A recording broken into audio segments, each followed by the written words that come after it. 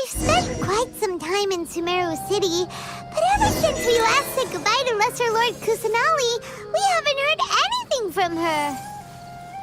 Oh, we can't just keep waiting around like this. Let's go find Catherine and pick up some work so we can at least keep ourselves busy.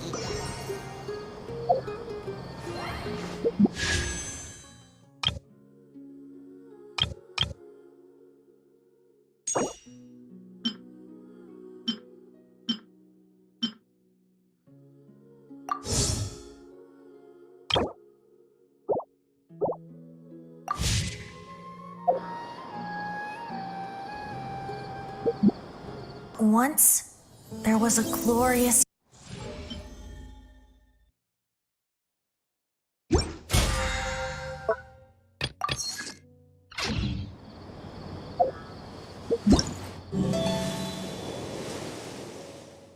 Everything's ready. Let's go!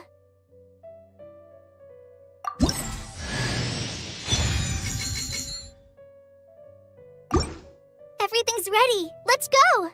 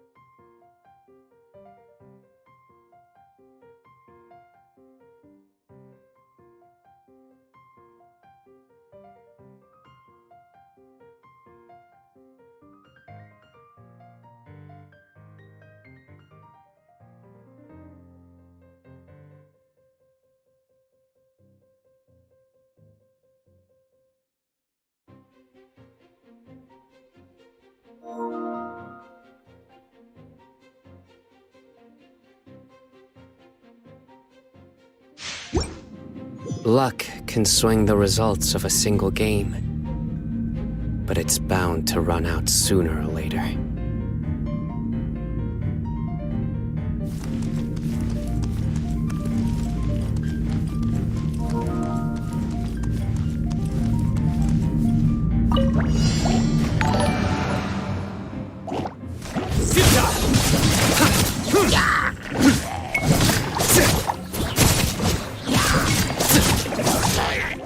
Nowhere to run! Through me, justice is served! You think? Come on! We can do it!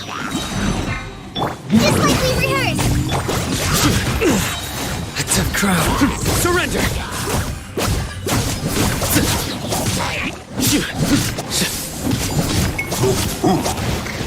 Judgment is upon you!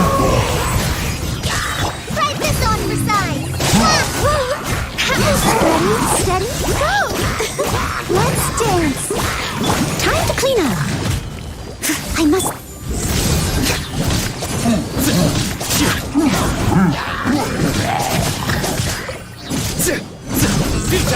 Through me, justice is served! Guilty!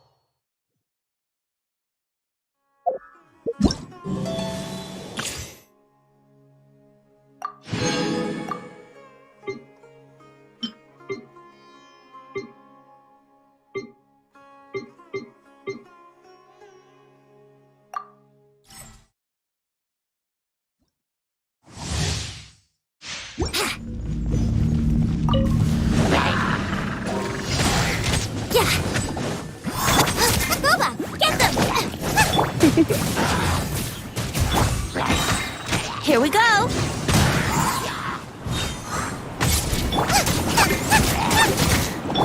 you can get away? Let's spark things. Hey, yeah! Out of the frying pan, into the fire!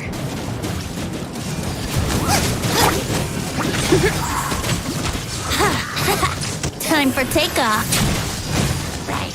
Yahoo! Nice and spicy! You're toast! Surrender and I'll be gentle. Come a little closer. Think you can get away?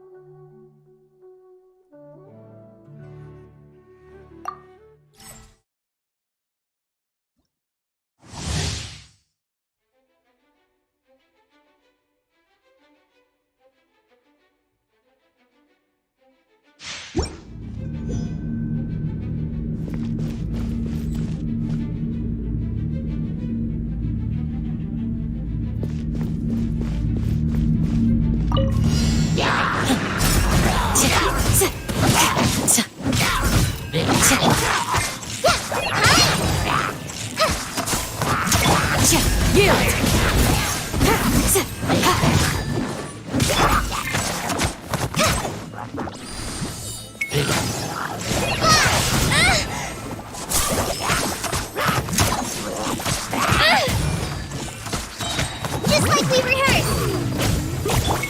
Hear my prayer!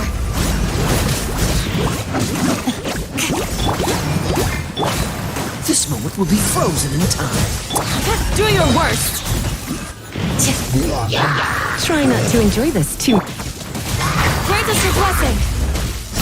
Please! Call an Emma! Help! Go!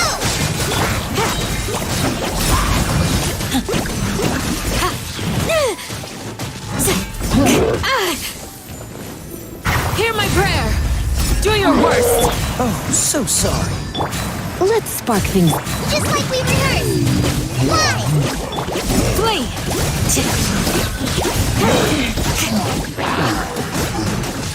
Grant us your blessing! Yield! Don't get frostbite. Try this on for size! Surrender and I'll be gentle.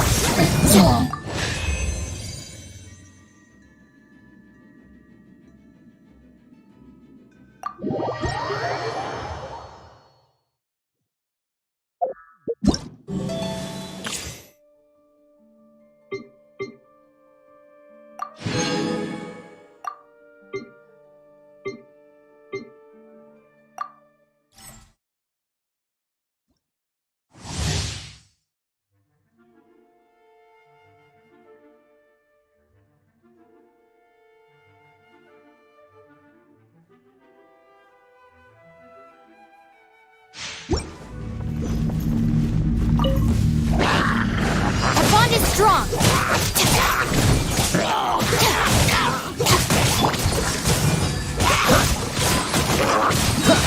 Oh, so sorry. Lightning purified.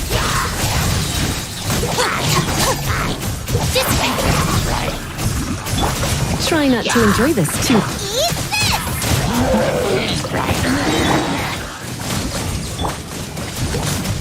Freeze. Don't get frostbite.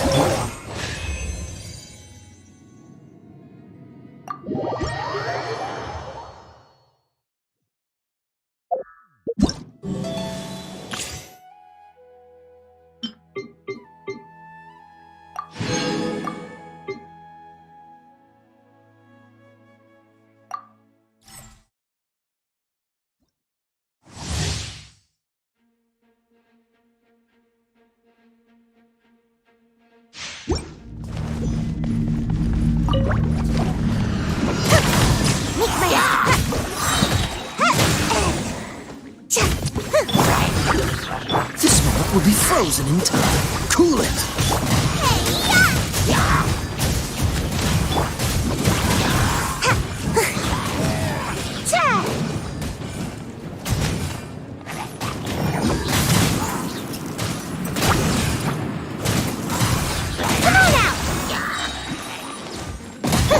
get frostbite. Dodge this! Eat this!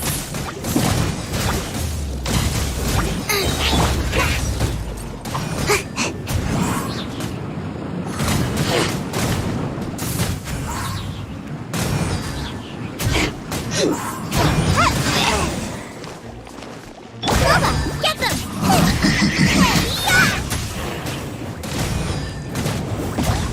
This moment will be frozen in time.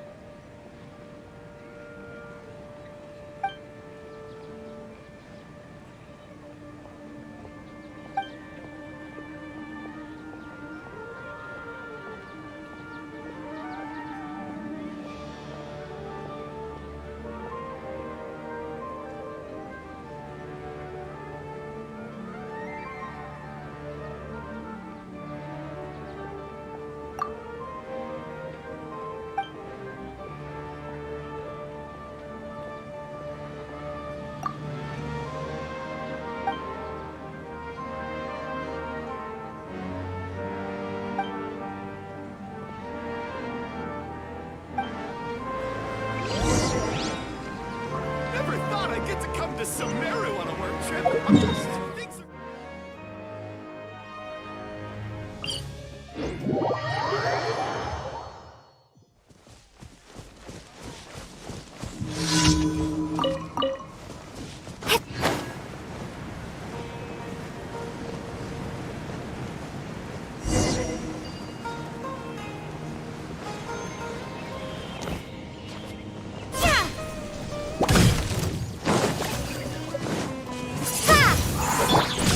Shine down! Can't see? Ha!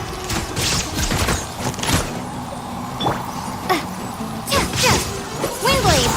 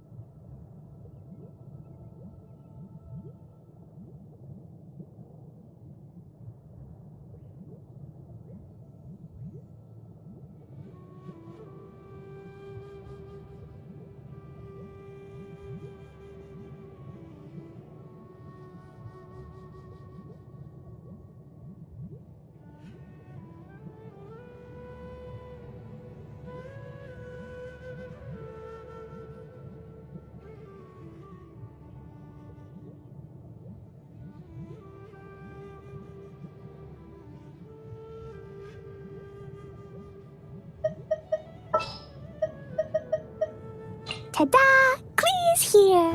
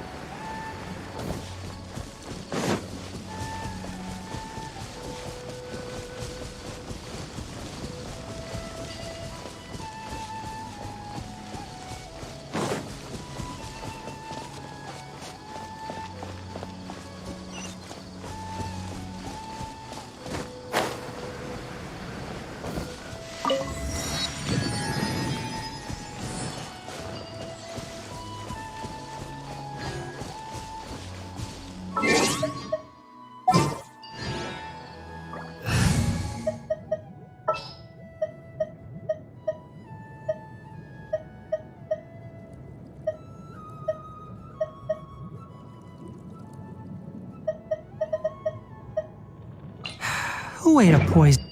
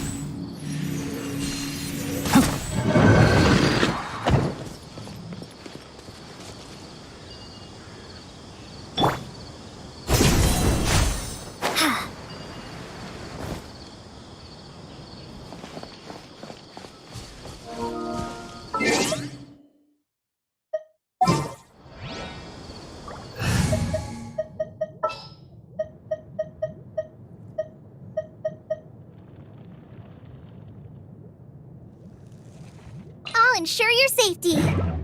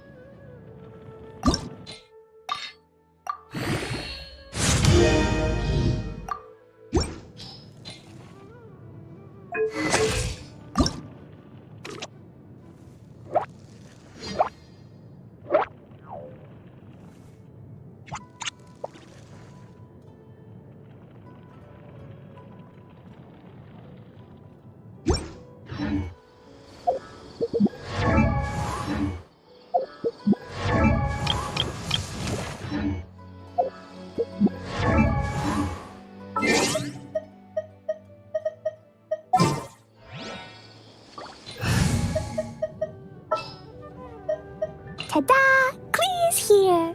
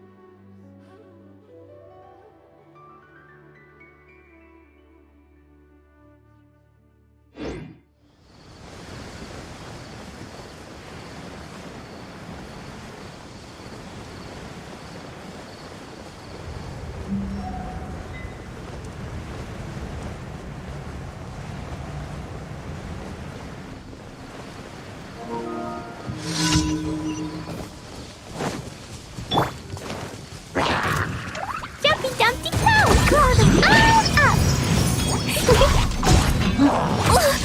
Ouch! Now you shall perish! Illusion shattered! Boing, boing, boom! Jumpy Dumpty Go!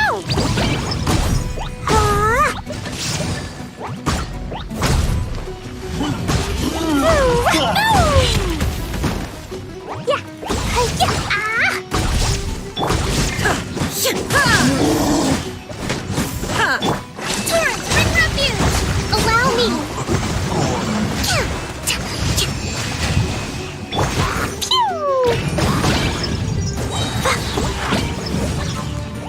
Woo!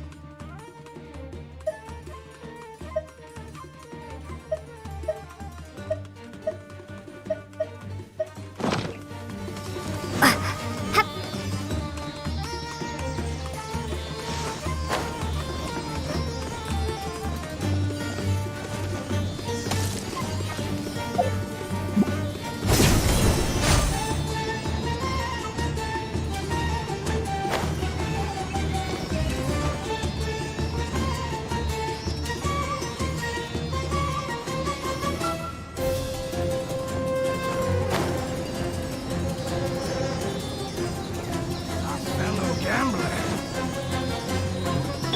La la la! Try to keep up.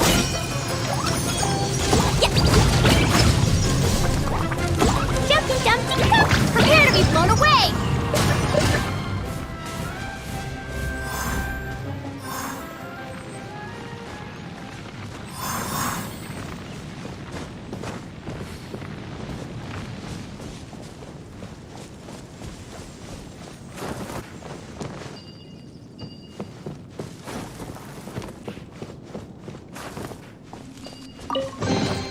Is this an answer from this world?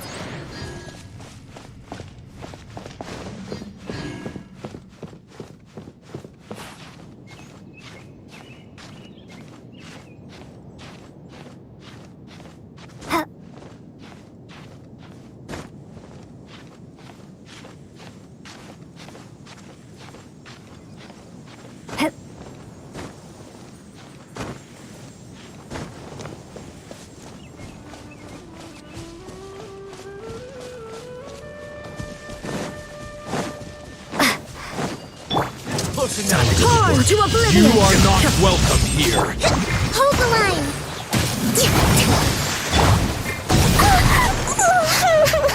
Boing, boing, boing! That really hurt! There is no escape! Absurd!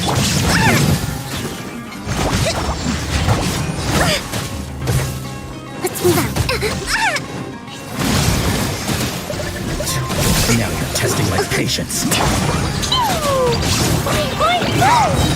Let's blow them all up! Gotcha.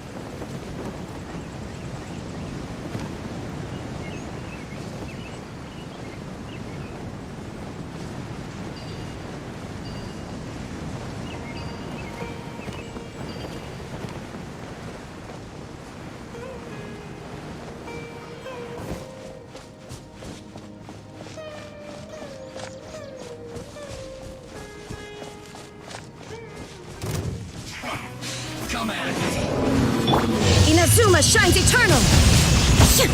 Illusion shattered!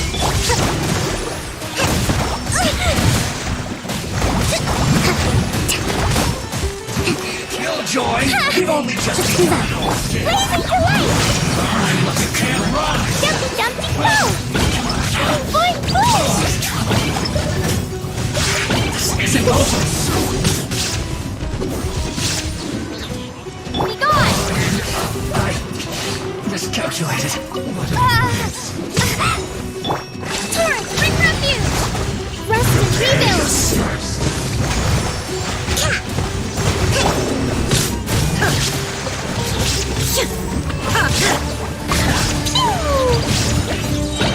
Jeez, you're picking on me! But, where? It was an accident. Allow me.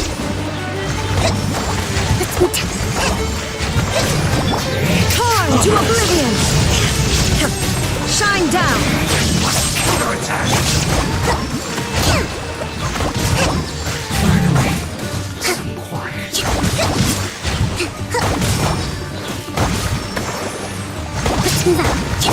Jumpy, jumpy, go!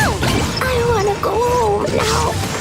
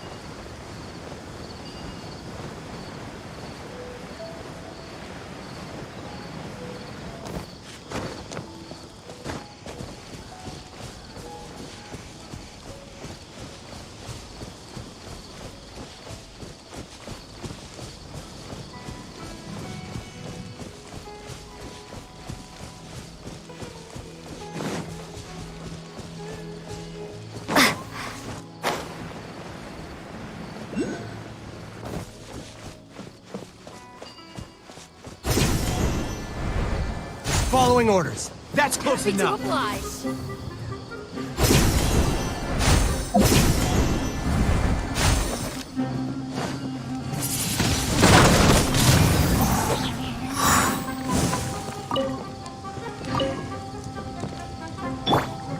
Rest and rebuild!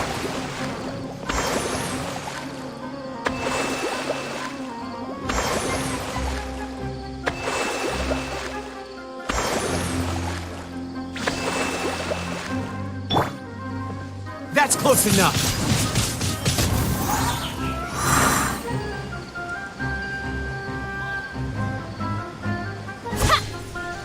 That's Happy close to enough. oblige. Feeling lucky today?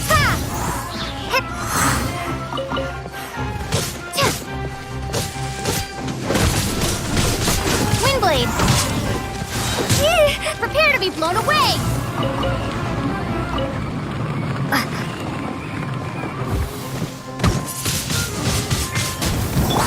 Hold the line! Now ye shall perish! Covenant of the Deep! You want this one?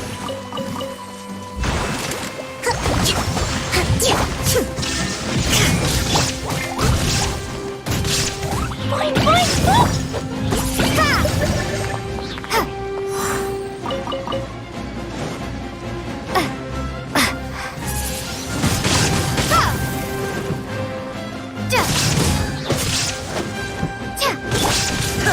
Illusion shattered! Rest and rebuild! Dumpy, dumpy!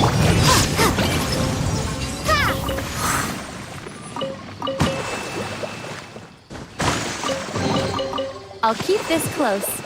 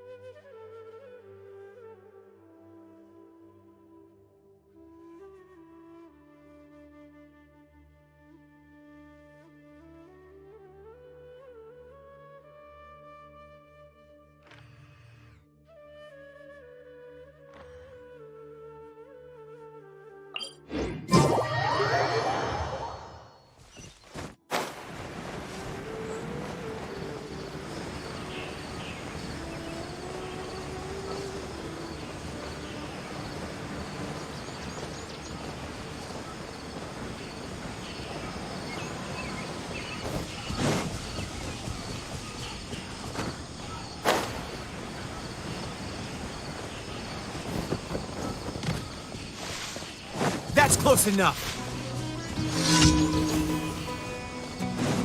Law of the jungle.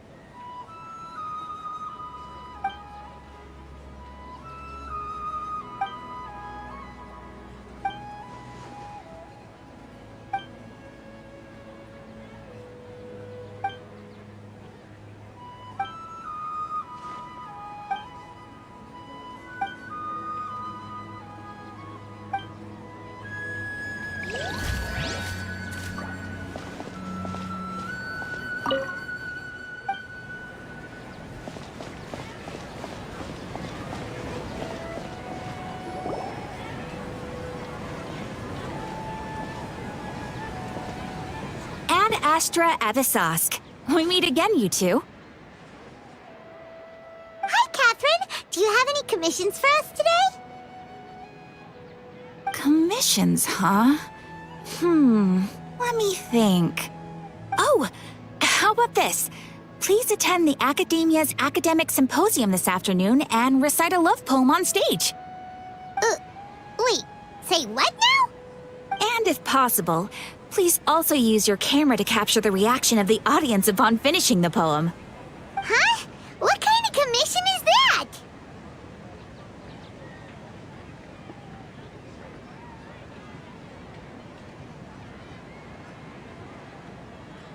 I see. It appears that you're not interested in this commission.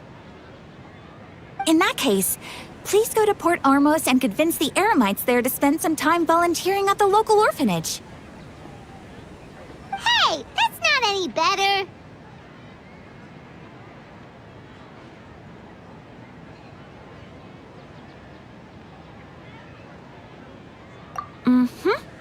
sure the mercenaries will have some interesting reactions as well. Paimon's gotta ask. Just who exactly has been submitting these commissions to the Adventurers Guild? Oh, the commissioner?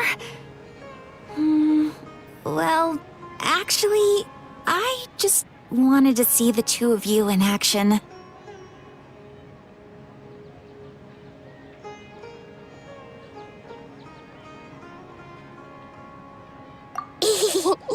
Was it so obvious? I was hoping you would actually take one of those commissions. That kind of chance to observe humans doesn't come by often. Ah, so it's Nahida. Paimon just knew Catherine wouldn't crack those kinds of jokes. When did you get into her head? From when she said, "Ad Astra Abysosk." So it's been you this whole time? Are you done resting up, Nahida? Yes. I've been sleeping ever since we parted ways, and I even had a really, really long dream.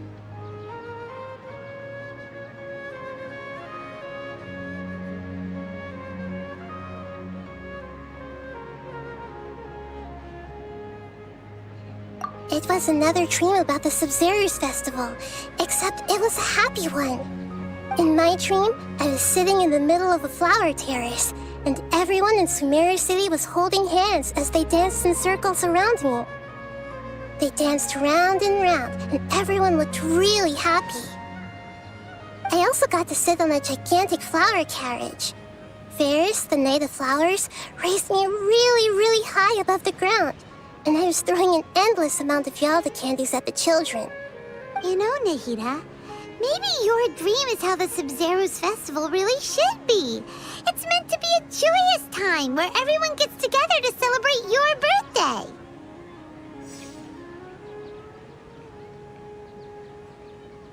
Huh?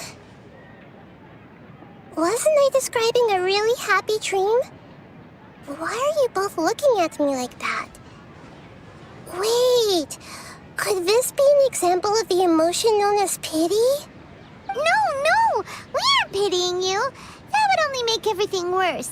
We just don't want you to feel too sad.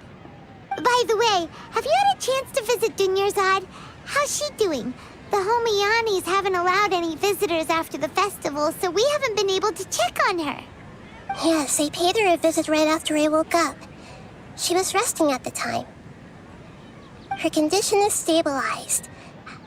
However, since Elazar is a manifestation of the withering on the human body, we can only cure it by finding a way to take care of Irminsul's own withering.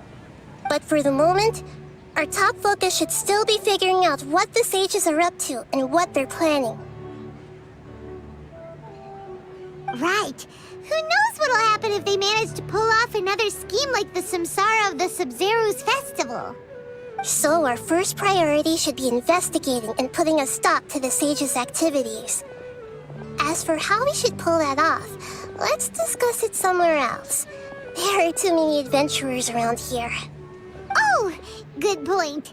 Sorry, adventurers. We're gonna be borrowing Catherine for a little while.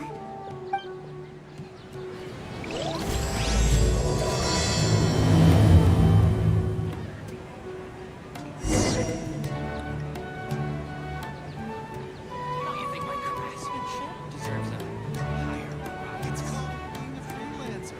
Most folks just don't get it.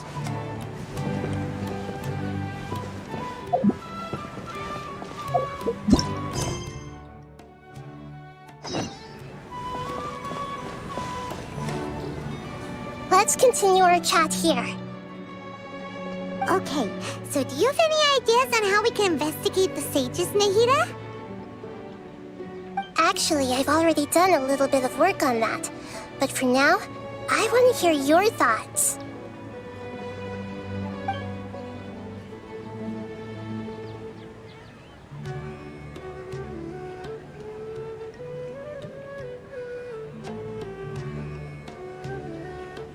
I've already tried that, but all the key members of the Academia, even the core of 30 guards, intentionally avoid wearing their Akasha terminals. It seems that from the very beginning, They've been guarding against info leaks from the Akasha. Of course, it could also be because they're wary of me. Have you already caught the sage's attention? I'm guessing not yet, but distrusting me would make perfect sense if they've ever paid attention to the urban legends about me. In any case, I probably can't take over their minds directly.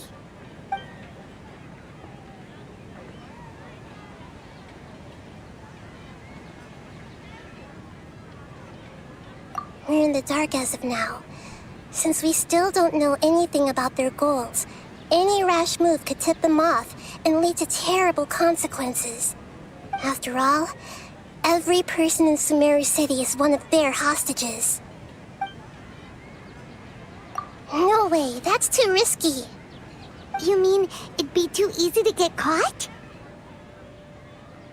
No, it's not that. We shouldn't involve innocent students in this. A single mistake could completely ruin their lives. Doing that would be ignoring the safety of my people for my own selfish goals. How is that any different from what the sages are doing? That's a good point. Spoken like the god of Sumeru.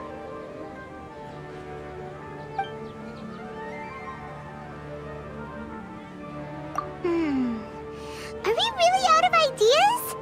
Nahida, you're super smart, so you already have something in mind, right? Don't keep us in suspense. Spill the beans already. According to a popular theory from the Vahumana Darshan of the Academia, rejecting impractical motions at the beginning of a planning session will give more weight to the actual proposal. Okay, but aren't you the god of wisdom? You don't have to use that kind of gimmick to make us take your ideas seriously. Well, I've been thinking that if I can't directly possess the leaders, and if I can't get ordinary people involved, then I should find someone who's already involved, but hasn't decided to side with the sages. You're saying we should recruit a spy? That does sound like it could work. Oh, before coming back, we met someone named Alhaitham. He seems like he acts alone, and he likes doing stuff behind the Academia's back. They probably aren't in cahoots. Actually, I already have someone in mind. Do you still remember that female scholar named Sataria? Sataria. Paimon remembers now. Isn't she the one who's always trailing behind the Grand Sage of the Academia? We ran into her basically every time the Sub-Zero's festival repeated itself. You could even say we're old enemies by now. Paimon still remembers the smug and mean way she always spoke to Nilu. I've always liked observing all kinds of people, and Sataria has always stood out from the crowd. She was born in the desert and was hailed as their greatest genius. Her academic gifts allowed her special admission into the Academia, and also gave her the opportunity to serve as the sage's assistant. Oh, Paimon didn't know she was from the desert. She must be pretty special then. Paimon feels like most of the desert dwellers around the city are working as mercenaries. The name Sataria means star. When she lived in the desert, she shone like the brightest star in the night sky. Later on, she was chosen by the sun. The star was given a place in the daytime sky to complement the sun's dazzling light. Soon after, the star witnessed the sun scorching the earth, which brought forth many disasters. The star began to waver. Instead of staying beside such a sun, wouldn't it be better to return and light up part of the night sky? But in the end, she couldn't give up the radiance of daytime. To cope with her shame, the star buried her guilt and closed her eyes.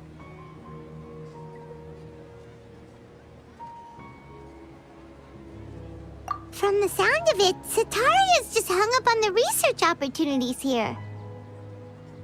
But she doesn't really support the Academia. She still feels guilty about not doing more for the desert, right? She's just running away from her problems. Indeed. When they are presented with complex moral issues, Many people will simply plug their ears and go with the flow until the problem can't be fixed anymore. She's suppressing a lot of guilt, but before she realized it, she had already become the sage's accomplice. She can't deny her part in their schemes anymore.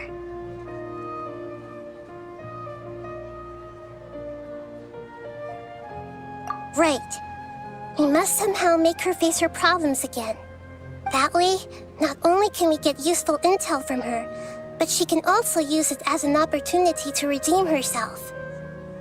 From my past observations, Cetaria will take a day off from the academia every 10 days to do some shopping in the city. Tomorrow afternoon just happens to be a shopping day for her. That'll be our chance. To prepare, let's go check out some of her favorite spots and have a quick chat with a few of the vendors there.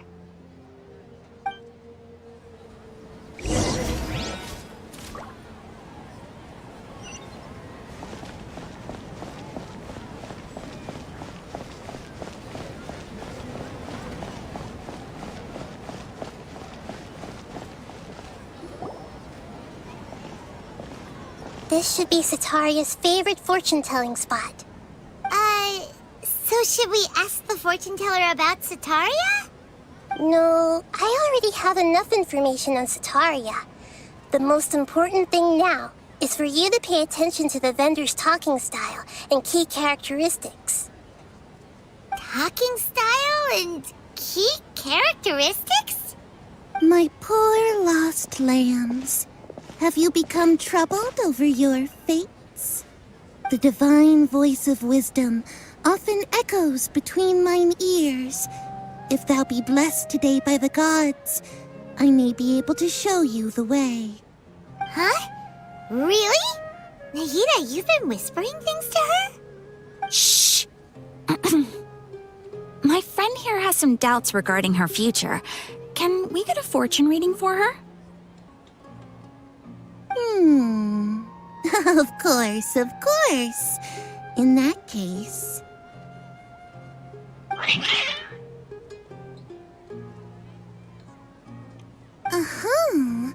It would seem that Harut and Marut are quite wary of you. Perhaps, at some time in the past, you have somehow offended the gods. Only mocking the god of Animo, questioning the Lord of Geo's financial savviness, and brawling with the god of Electro. Do those count? Oh, nothing. Go on, pick an aspect for her to divine. Health prospects, no problem at all.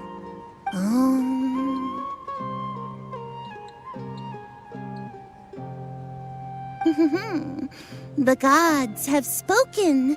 The truth shall be revealed. Your life shall continue on for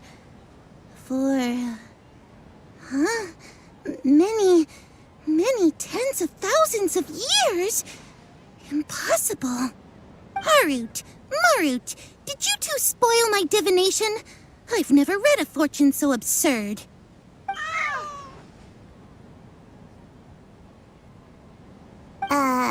Actually, Paimon thinks this is probably the most accurate fortune-telling you've ever done. I admit that the orientation of today's celestial matrix is, suboptimal. As such, there will be no charge. Is that so? Well, that can't be helped. If you were to bring some food offerings for Harut and Marut on your next visit, perhaps they could help you reverse the wheels of fate.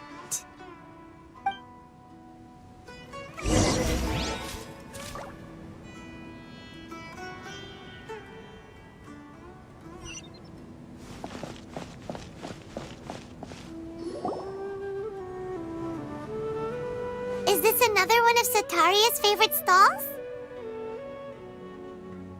Yep, it belongs to a king. His father helped Cetaria a lot when she first moved to Sumeru City, so she still comes by whenever she has time. When I start talking with him, listen carefully to the details of our conversation. Ah, dear customers. Would you like to look at some pottery? We caught wind of your great craftsmanship, so we specifically came to take a look. Oh, I recognize you. Aren't you Miss Catherine from the Adventurers Guild?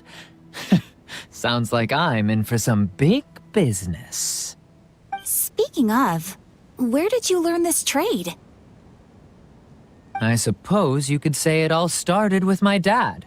He's a mason by trade, but I picked up an interest in clay while apprenticing for him. After that, I began making pottery by myself in secret, and I simply changed trades when my works turned out well. Although it's a pity that I'm no longer making much use of the knowledge provided to me by the Akasha. That's nice. You're making a living doing something you love. So is your father still working as a mason? Oh no, not anymore. A few years back, he fell from a roof and broke his leg. Since he had already saved enough mora over all these years, he's just enjoying the retired life in Port Ormos nowadays. I see. We wish him peace and happiness in his retirement. I'll have someone in charge of logistics at the guild come by another day for some goods. We'll leave you to it. Take care now. No problem. Rest easy, all our goods are sure to meet your every need.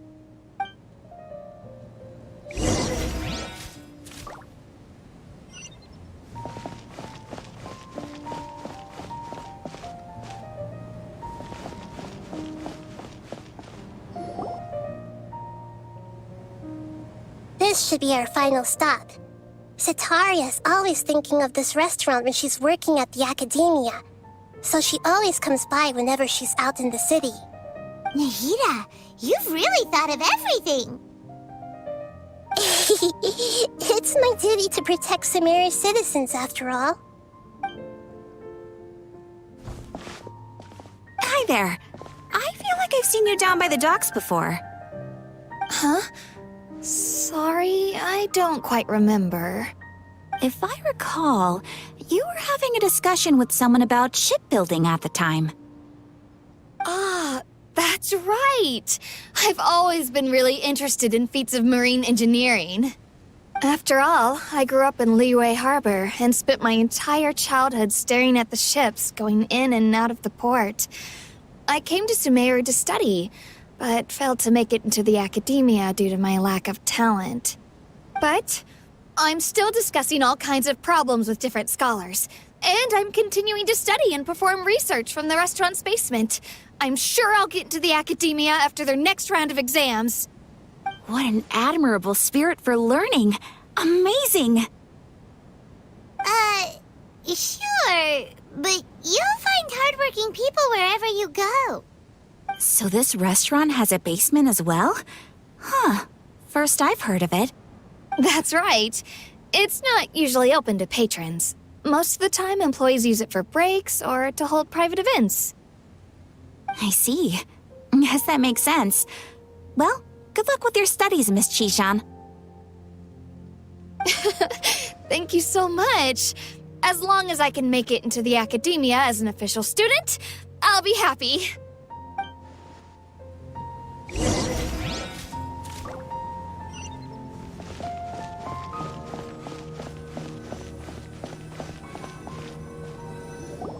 So, was that everybody? Mm-hmm. 3 familiar faces should be enough for Sitaria. What's the point of all the information we've collected? Nahida, you still haven't told us how you're planning to make Sitaria face her problems. Sitaria is already used to avoiding her problems, so we must find a way to break through her usual sensibilities. I remember that you mentioned that the Eremites in Port Ormos are all making a fuss about the upcoming resurrection of the Scarlet King. Although it's all just a boatload of nonsense, the fate of her homeland may turn out to be Sitaria's soft spot. Oh, Paimon gets it now! You want to take advantage of the guilt Sitaria feels about her homeland. Although she knows she should return home to help the people of the desert, all she's done is conspire with the sages.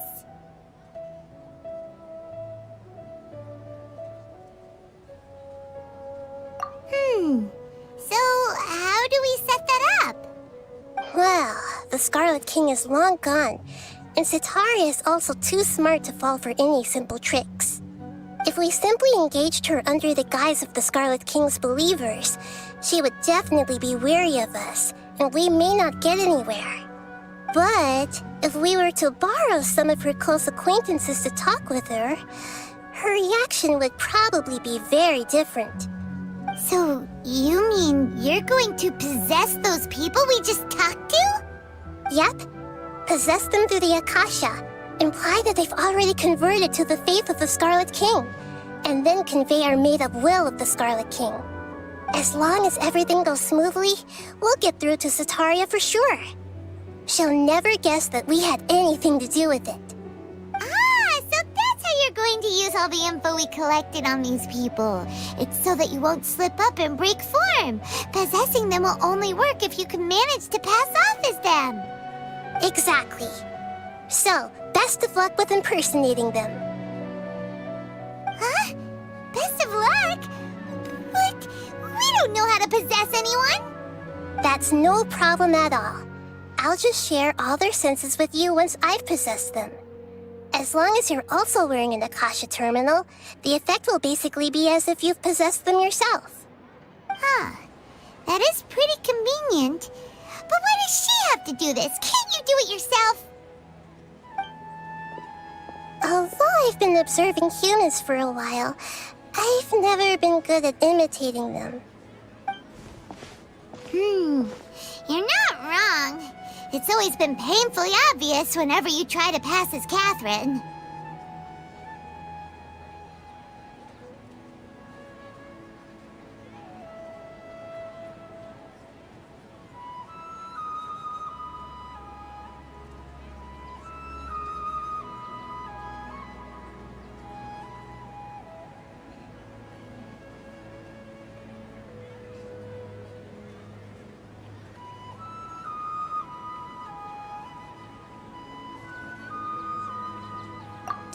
If it was at all possible, I would have preferred to leave these people alone.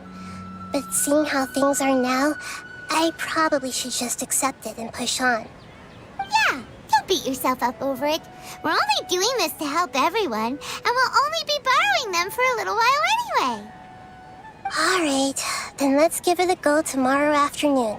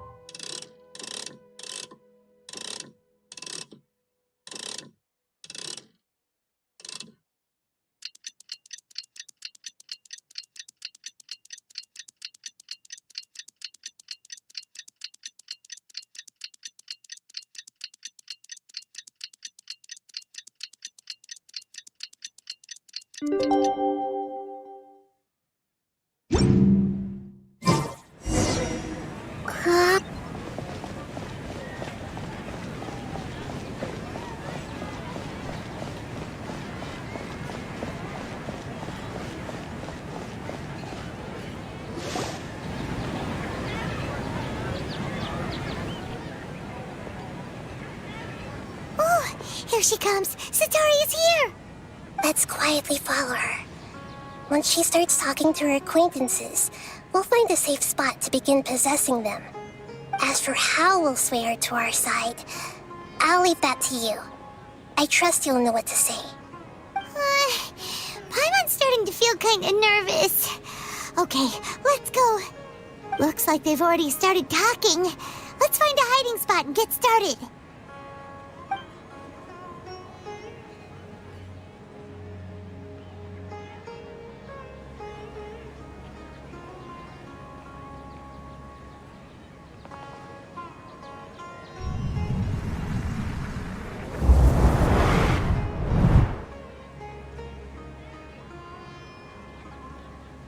That's right. You really can't force anything when it comes to love. And besides, everyone around me has a very different background and outlook. Are you still listening to me, Nabia? Oh, of course I'm listening.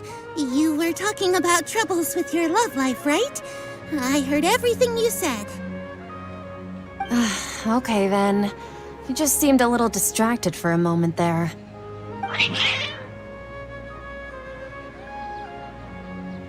Strange. Your cats seem pretty worked up. Is something wrong? I always thought they were quiet, happy kitties. Oh, what are their names again?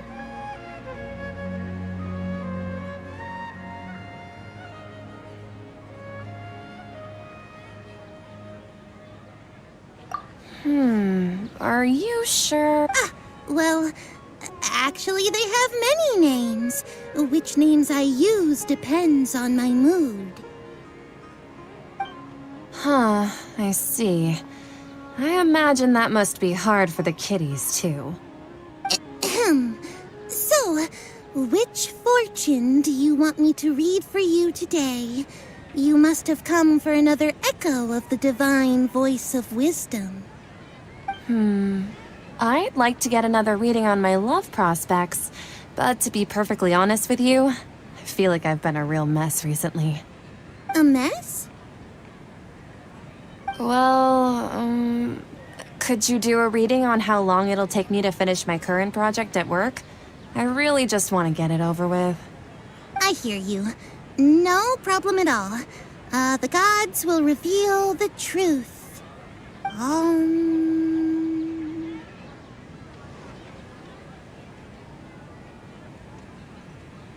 The gods are asking, Sitaria, why haven't you gone home?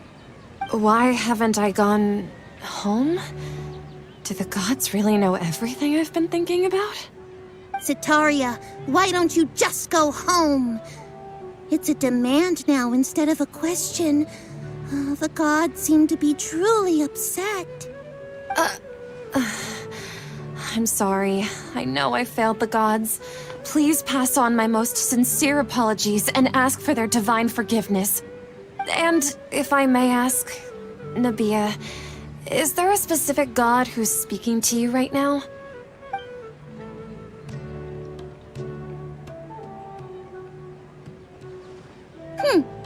What an inconsiderate and naive question. The god who is speaking to me is, of course, the wisest and mightiest of all, the Scarlet King. The Scarlet King? No wonder he would make such a demand of me. Oh, wait a second. The Scarlet King passed away a long time ago. Even though news of the Scarlet King's resurrection has been spreading like wildfire, it's all just a misinformation campaign from the academia. How can the Scarlet King still exist in real life? What insolence! I am the Scarlet King's most loyal believer. Do you wish to refute his voice of wisdom? Oh, no. As a child of the desert, I am only reveling in his power upon learning that his divine glory has touched even this city. I will think very carefully about his demand of me. I'm sorry. I must go now. Wait!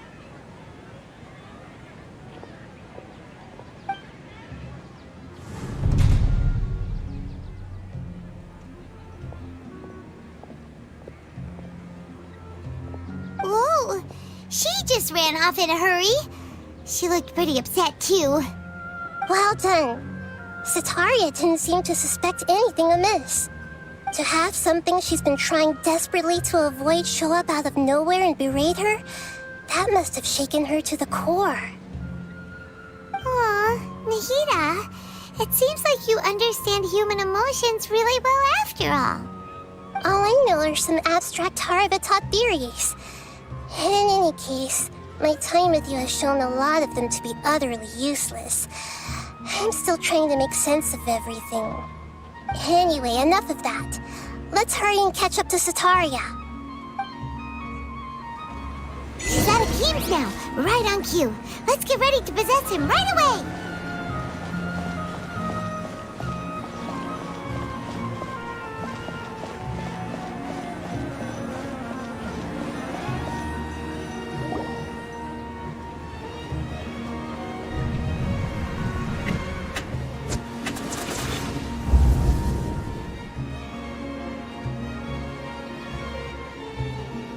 It's okay. I just got caught up in something. Oh, actually, didn't you ask me to help you look for work? What kind of work were you looking for again?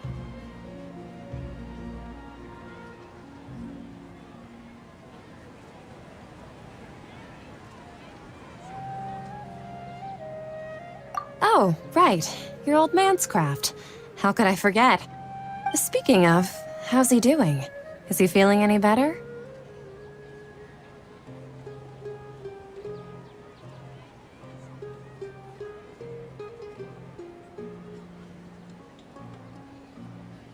Oh, that's good to hear. I've been thinking a lot about him. If I could get some more time off, I'd love to pay him a visit.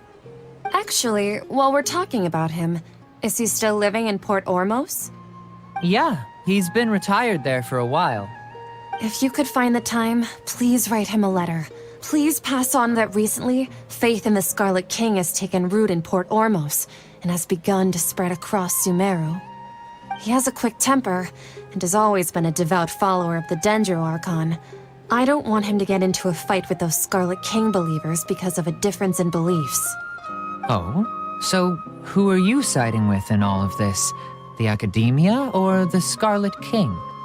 I'm so jealous of you. You were born a child of the desert, yet you chose to betray the Scarlet King, and now you spend all your time with those crooks from the Academia. Akeem, you don't mean you've also become a believer of the Scarlet King? What's so strange about becoming a believer of the wise Scarlet King? In fact, aren't you the strange one? The one who still can't pick a side? Can't pick a side? Me? Whoa! Paimon had no idea you'd be so good at this!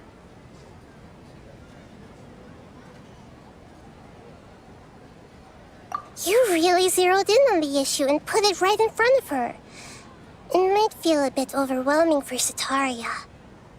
But once everything is over, I'll be sure to pay her a visit to her mind and explain everything. Anyway, let's keep going.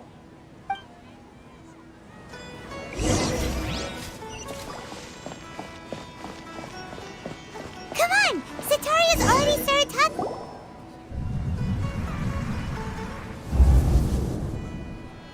So, Shishan, have you noticed anything weird in the city lately?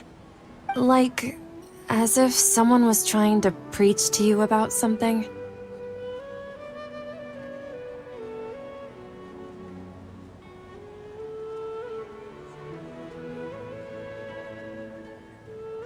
Oh, right. Speaking of strange things, I celebrated the Sub-Zerus festival so many times that I lost count. That was really weird. Wait, how could you be aware of that? That should be impossible. Nothing in the report indicated anything like that.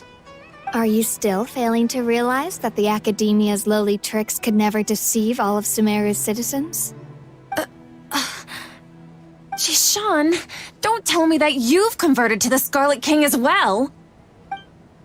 What an absurd question. You make it sound like I should be ashamed for becoming a believer of the Scarlet King. In reality, shouldn't you be the one who is ashamed?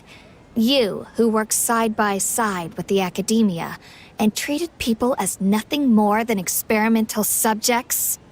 Please, please stop! Even now, Sataria's still trying to run from her problems. She can no longer justify everything to herself. Hey, she's trying to talk to the guards! What should we do?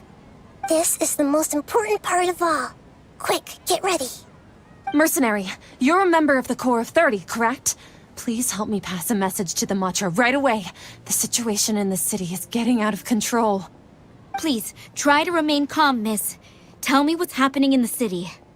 Heretics are infiltrating the city, and they've already converted many residents to their side. Heretics? What kind of heresy are you talking about? The Scarlet King! Many people I know have suddenly started believing in him, but he's long dead. It's impossible. Miss Sataria, Nothing is impossible. You know my name? The Scarlet King is immortal, and all who defy him will one day pay the price. You must face the truth, Sataria. You tread a treacherous path, and the longer you ignore it, the tighter the Academia's grasp on you will become, and the deeper you will be ensnared. Child of the Scarlet King, never forget that the desert that belongs to you lies elsewhere. What's so strange about becoming a believer of the wise Scarlet King? In fact, aren't you the strange one? The one who still can't pick a side? What an absurd question. You make it sound like I should be ashamed for becoming a believer of the Scarlet King. Sataria, why haven't you gone home?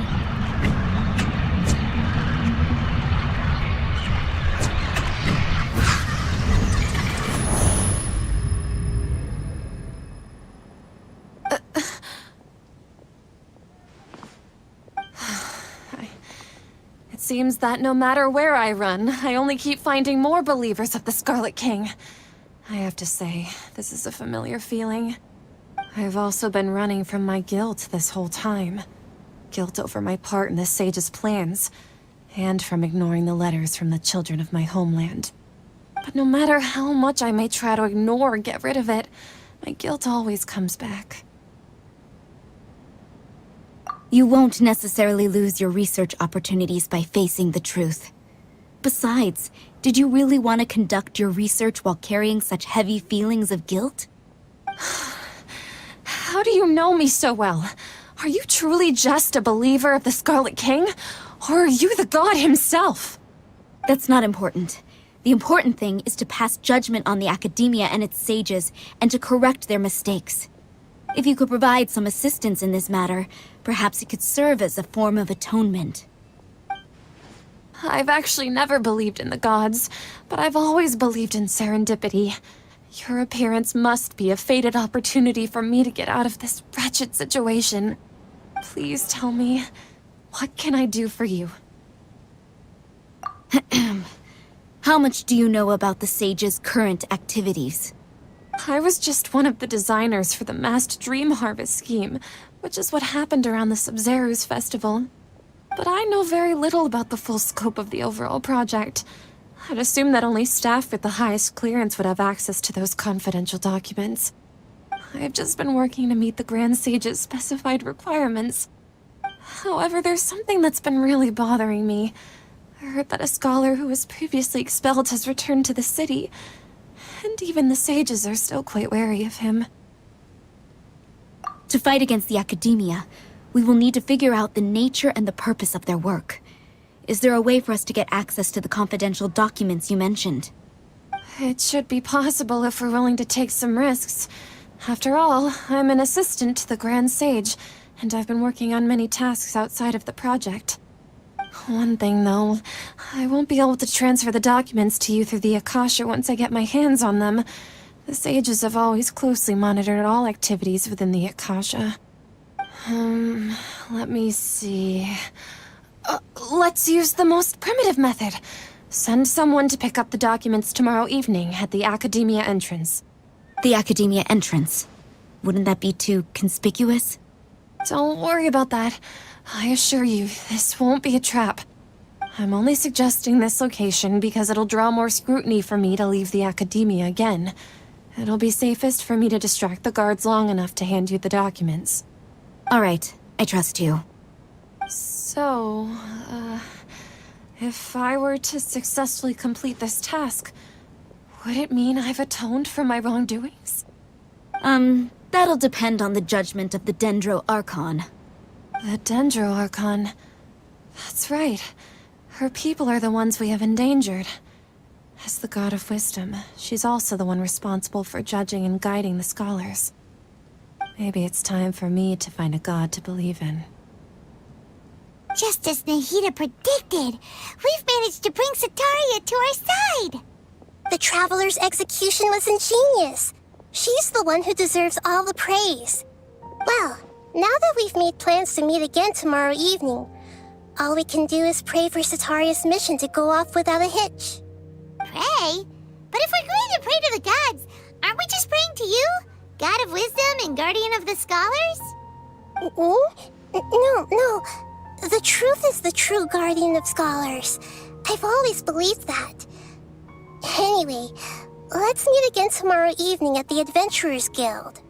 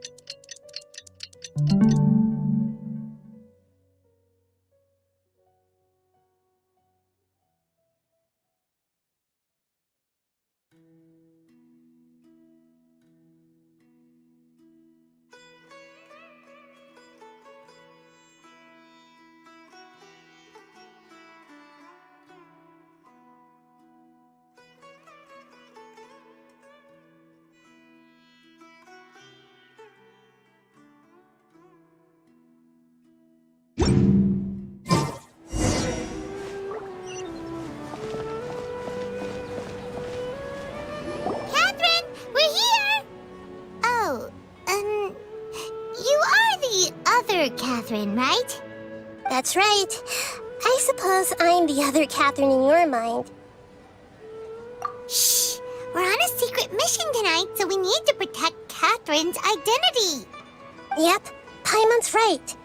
We cannot fully rule out the chance that the meetup tonight is just a trap. If something were to happen, my existence may be the only trump card we'll be able to play. After all, the academia should still be unable to confirm the existence of my consciousness in the outside world. Yep, exactly, just what Paimon was thinking.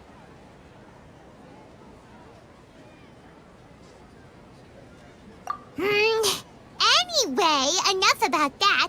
Let's just make sure to be on our guard.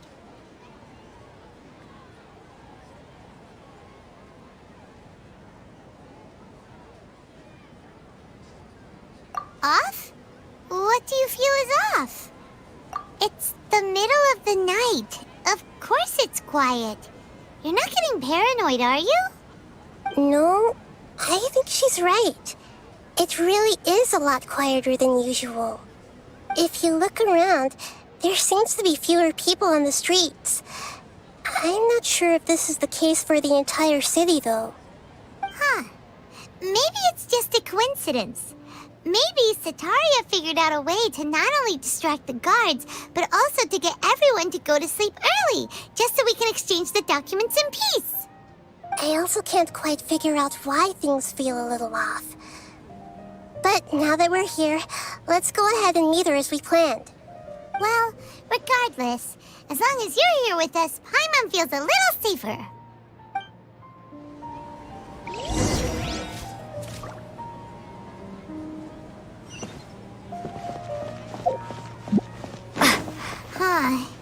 There really aren't many people out right now. Let's hope it'll be this quiet in front of the academia, and that Sataria managed to distract all the guards.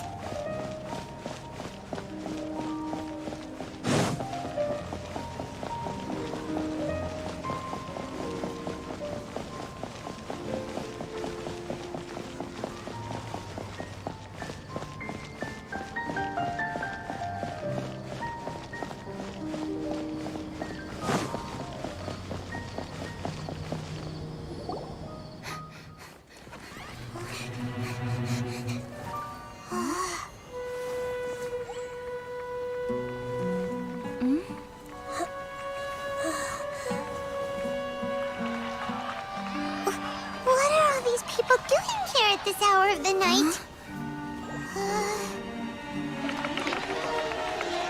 Ah, the triumphant hero returns at last. And to a rather spectacular welcome, even if I do say so myself. You're the outcast, expelled from the academia. Indeed I am. Although these days they tend to call me the Doctor.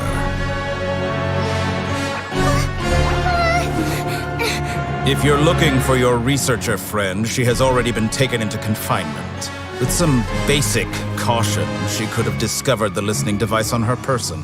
Clearly, she lacks the degree of rigor expected of a true scholar.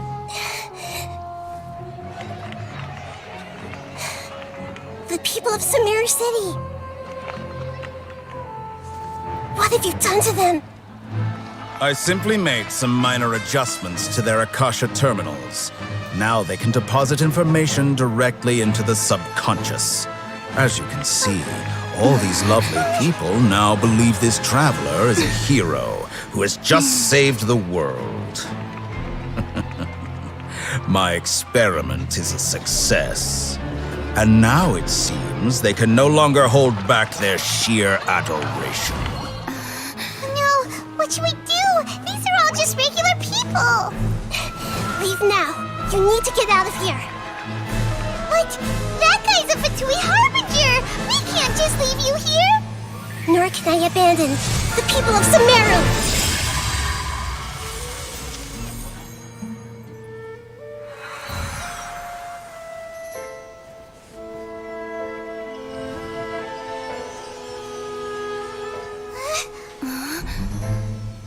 Don't worry. We'll meet again outside of the city.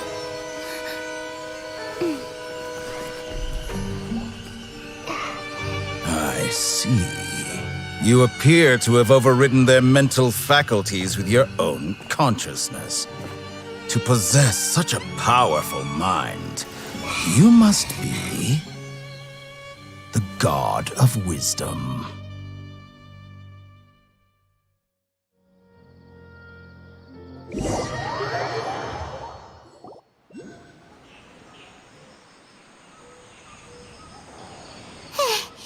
This should be far enough. Paimon needs to catch her breath first. Is the heater going to be okay? We only made it out because of her. Paimon wasn't counting on running into a new Harbinger here, let alone such a high-ranking one. That guy was number 2. So scary. He called himself the Doctor. Remember, Tainari told us about him. Sataria did say that someone who once got expelled from the academia came back recently. that even the sages are wary of him. Yep, sounds like she must have been talking about the doctor.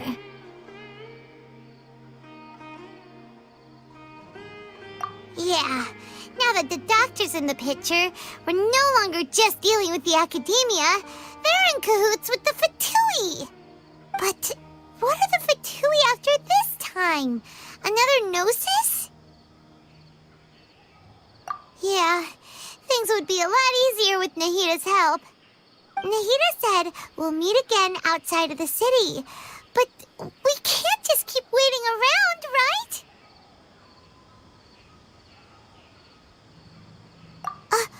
You mean... Oh, right! Wasn't he invited by the sages to work on some project when we were staying with him in the Vidia forest? That has to be the same project. Even though he turned it down at the time, he might still know something. There's no time to lose. Let's go to Gandharvaville.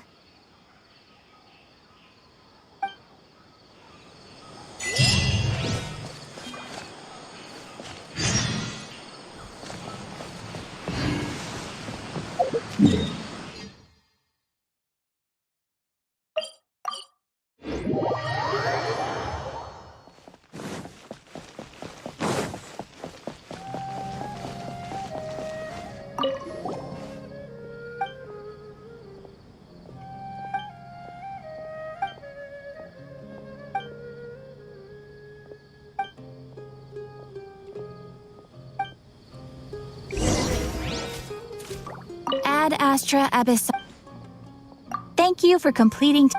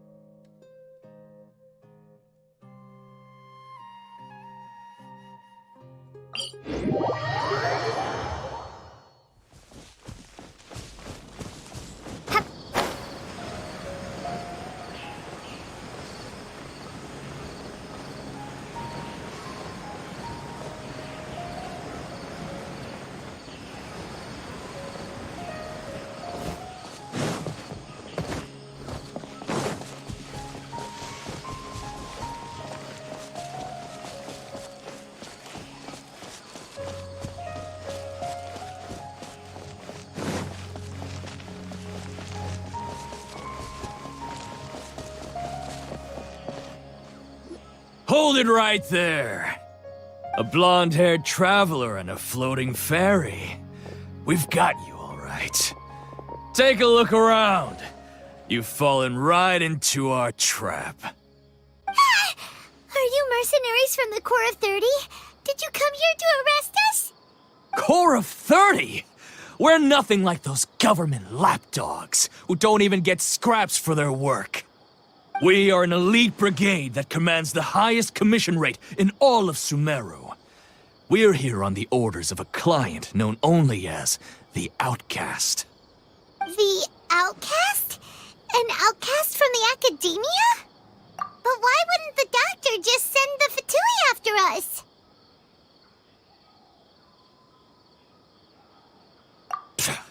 Still wasting time on idle chit-chat. We'll shut you up soon enough. Get them! You're up, traveler!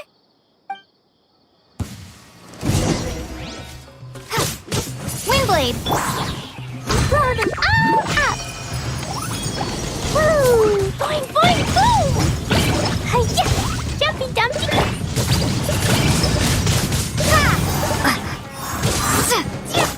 Torn to oblivion! There is no escape!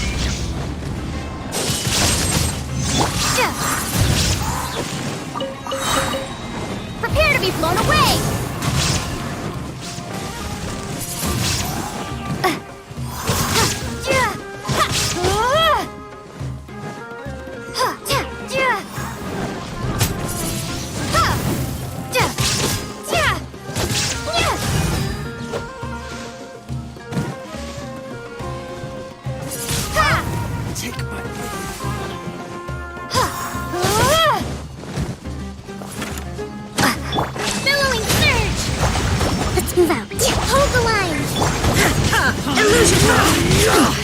Insolent.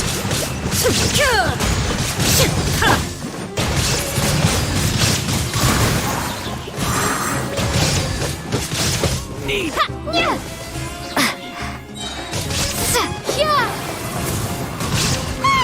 It isn't over yet! Here comes reinforcements! Whoa! Boing, boing, boom! Now you shall perish. There is no escape.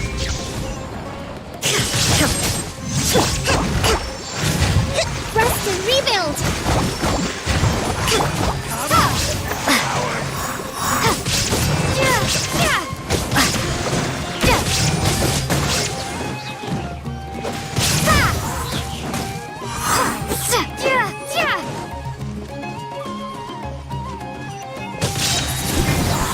Be gone!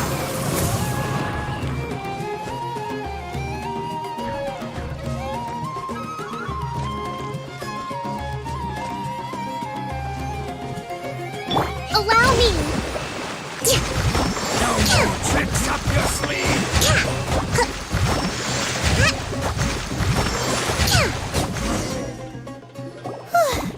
That was pretty rough. Is that what elite mercenaries are like?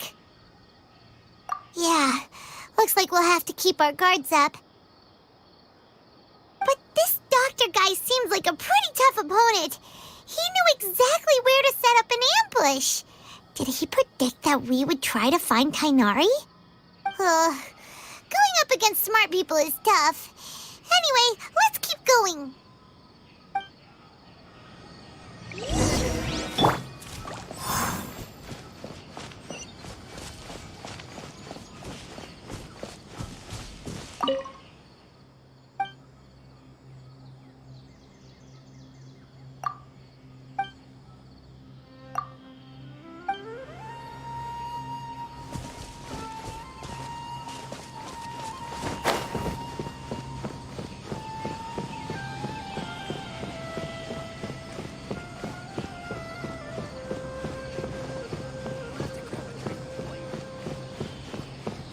Rainforest is the best place to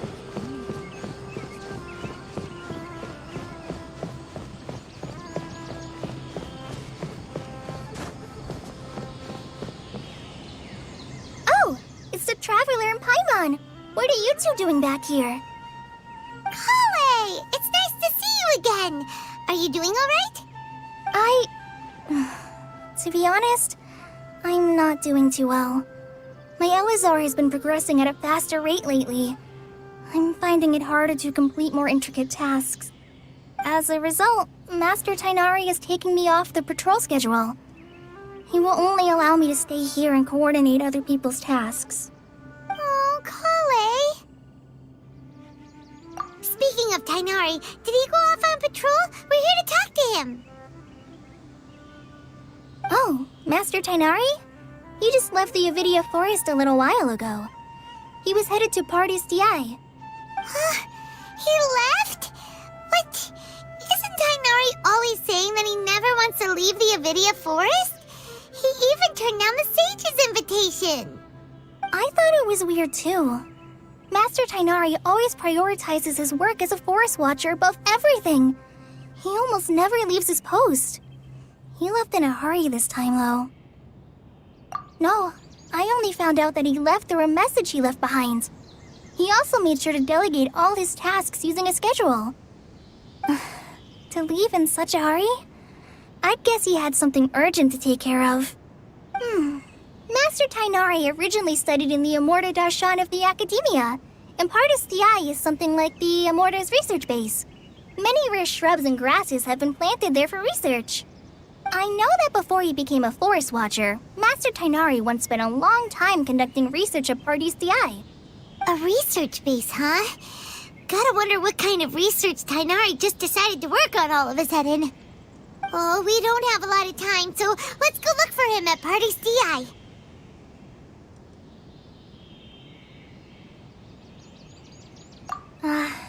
Don't worry. I'm fine. I'm used to living with Elazar by now. If you run into Master Tainari, please send him my regards. Got it. Will do. See you later, Kale.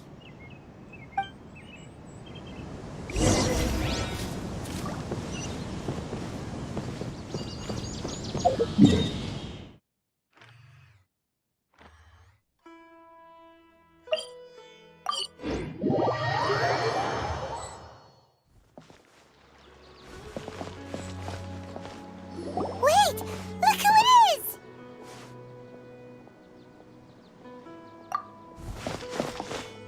Thank goodness you're okay. We were so worried about you.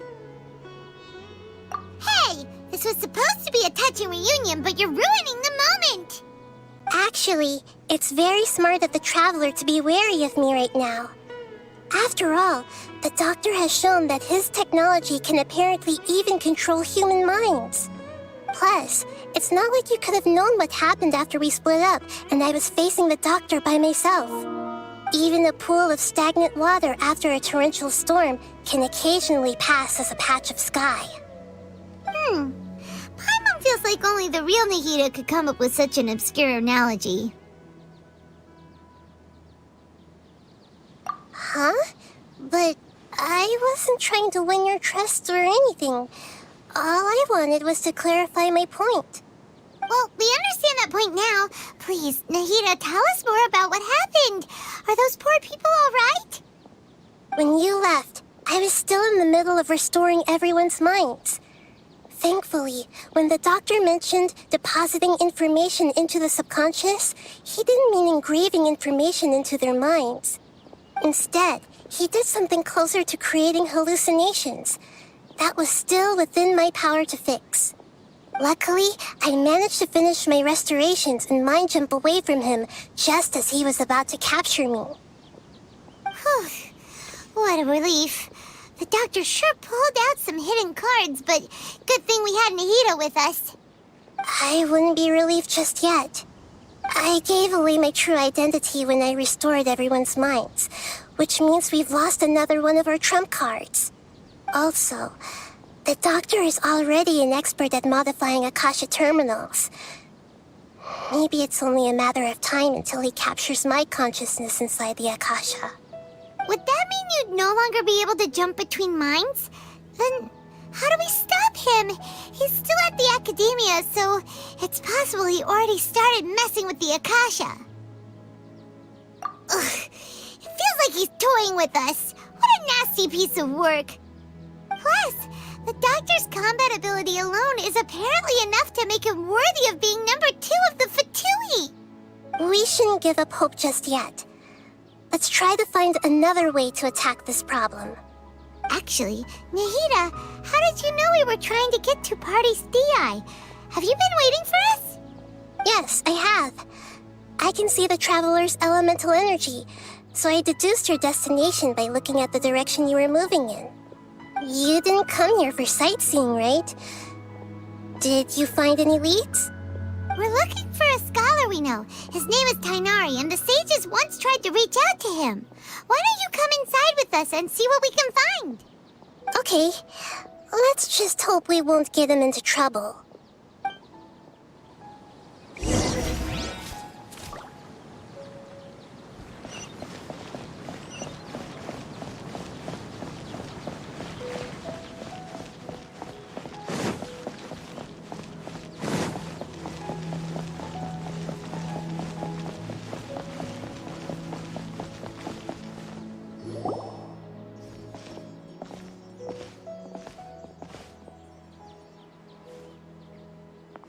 Traveler? It is you! Ah! The voice! It's Hypatia! Ah, what a pleasant surprise! It's so nice to see the two of you again. Who's this? She's a scholar we met in the Avidia Forest. When we last saw each other, she was still training in the... what's it called? Satyavada life? Oh, I see. That's right, we're old friends. You've come at just the right time. Ever since I've come here, hardly anyone has even talked to me. Hypatia, you're way too excited about this. Actually, for you to leave the Avidia Forest means... you're not in training anymore? no. Did you already finish your training and reach Paripurna life? What do you think? My consciousness has already managed to make contact with the divine. You did it! Congratulations!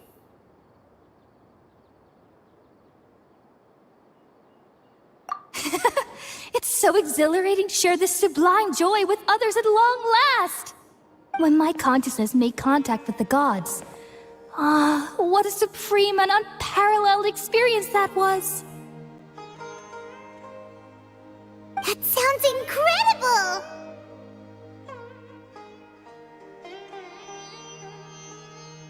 Oh, all right. Actually, please wait. I haven't forgotten my promise to you. Remember? I promised to help you understand what you saw from Irminsul once I gained deeper insights. My current self has not only gained true insight, but I can even help you establish a direct connection to the consciousness of the divine. You can do that? I've never heard of anything like that, but if you want to give it a try, I'll do my best to protect your consciousness during the process. Hold on. I brought some spirit borneal with me. This is still a crucial part of the ceremony. We're using that incense again? All right now. Hold my hand. I'll help you establish a pathway to connect your consciousness. Okay. Ready?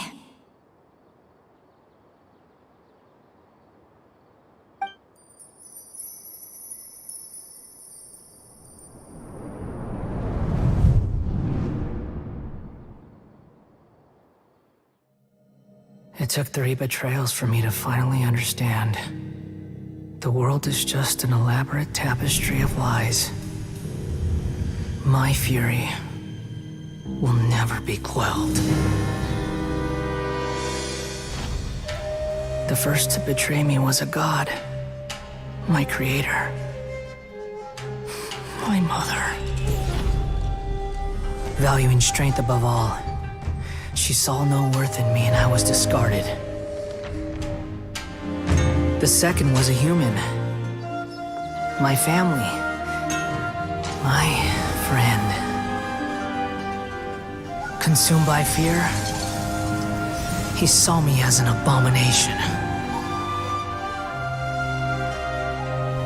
The third was one exactly like me.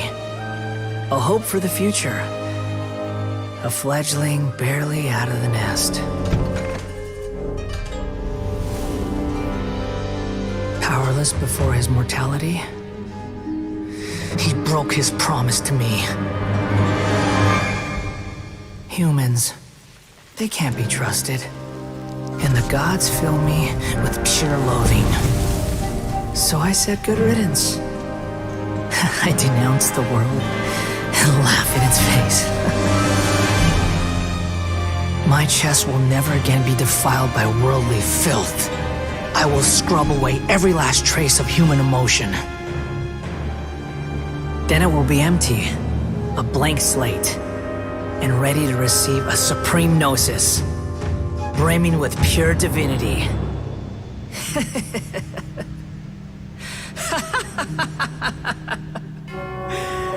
There is no need to fear. The pain will be brief. Your era is coming to an end.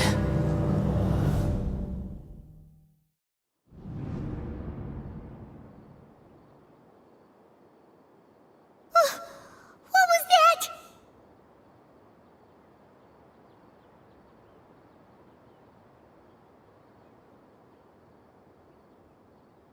Did we actually just see the Baladier's memories? Everything matches what we know about him. But how is he connected to the divine consciousness that Hypatia was talking about? You saw it, right? You felt it, right? Such a majestic god! Such a noble will! Such sublime emotion! Alas, shame. If only... If only that which beats within my chest wasn't a filthy mortal heart. Oh, great and merciful God! Please grant me forgiveness and salvation! Do you understand now? I'm afraid this is no Puripurna life, but rather...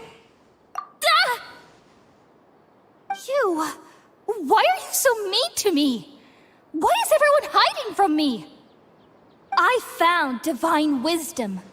Shouldn't I receive praise and honor? Haven't I uncovered that light in the darkness? Hypatia? That's how I always thought everything should be. Wait. Have I... already lost my mind?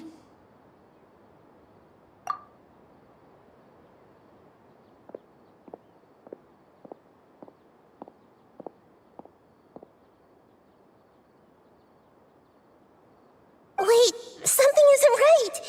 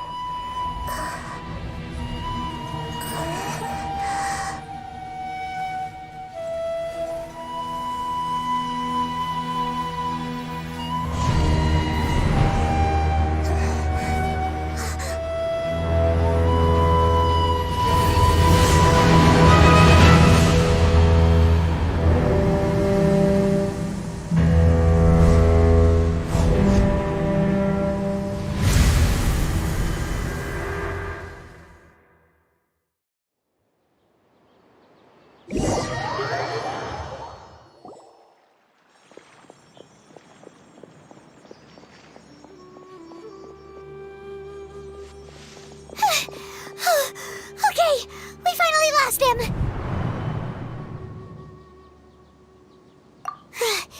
Are you okay, Nahida? Wait, no. Something feels different. You're back!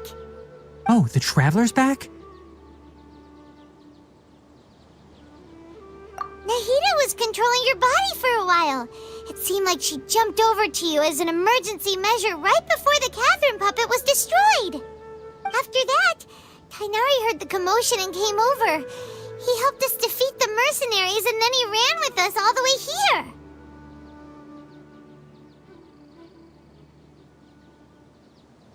What? You swapped places? You mean your consciousness also went into Nahida's body? Wait, then where is Nahida's consciousness? Where is she now? I never imagined that an individual's consciousness could be transferred around like this. Had I not seen it with my own eyes, I would have never believed it. I don't think this can be achieved with current human technology. Also, while we were running, the consciousness in your body told me to pass on a message. She said, "The doctor has found a way to trap my consciousness, so I can't journey with you anymore. But even in a moonless night, a shower of starlight can still drown out illusions and lies." Oh no! Nahida's trapped in the sanctuary of Surasthana for good this time. Was that message all she left for us? It's pretty vague.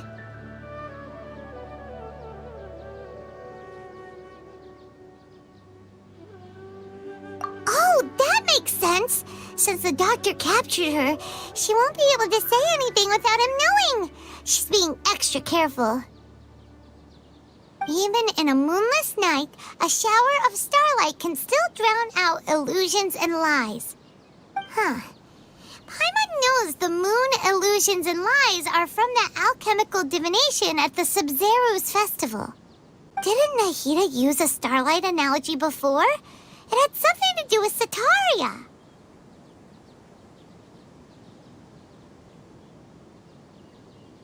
Oh, that makes a lot of sense. Huh. Do you think Nahida was telling us to go find help in the desert? But she isn't with us anymore. Think we'll be okay? Paimon, you said Sanctuary of Surasthana. Does this mean that this Nahida you're talking about, the consciousness who is occupying the traveler's body, is the Dendro Archon? Your guess is correct, but the situation's a bit complicated, so it's really hard for us to explain right now. That's all right. A scholar's curiosity doesn't need to be appeased right away. As for the complicated nature of the situation, safe to say I have witnessed that for myself. I've spent some time with you, and it looks like the Dendro Archon's also on your side, so I trust you. Thank you, Tainari. Oh, actually, we came here to ask you a question. What do you know about the project that the sages have been working on? Ah, that. While I was indeed invited to join that project, the sages were always secretive about its scope and goals, so I eventually declined. All I know is that that project has something to do with the restoration of Irminsul. Huh? Did you see something when you were in Nahida's body? What? Do you have any evidence?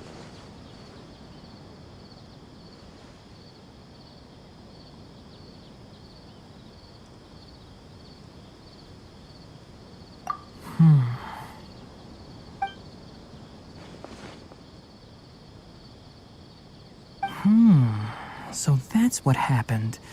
That explains why Hypatia's symptoms were different from those of the other scholars who went mad. It's because she made contact with the consciousness of a new god who is still in the process of being born. Tainari, did you leave the Avidia Forest because of Hypatia? I did. I noticed Hypatia's mental anomalies, but since her symptoms were rather atypical, I secretly took her to Pardis Dii and began searching for a way to return her to her normal self. If I didn't take action, Hypatia would have already been taken by the Matra to the desert, doomed to a life of exile at Aru village. Now that you mention it, I knew the Academia has never thought particularly highly of Lesser Lord Kusanali, but I still didn't expect them to do something as arrogant as creating a new god. Looks like I made the right decision by not accepting their invitation. The Doctor and the Balladeer. We have 2 Fatui Harbingers in Sumeru. Sounds like we're in for a bad time. From your description, I don't think they've completed their project. There may still be room for us to intervene. But then, what is the connection between creating a new god and restoring Irminsul? Yeah, it feels like we're still nowhere close to figuring out the sage's goals. Right, we've pretty much gone over everything we need to know, so we should head out. How about you, Tainari? What are you going to do? I'll stay here for now. I still want to try a few more things to help Hypatia. If you're planning to go into the desert, start by heading for Caravan Rabat. That'll be your fastest route. Come find me here if there's anything else I can do to help. May the spirit of wisdom go with you. Thanks, Tainari. Hopefully Hypatia will feel better soon. We're off then.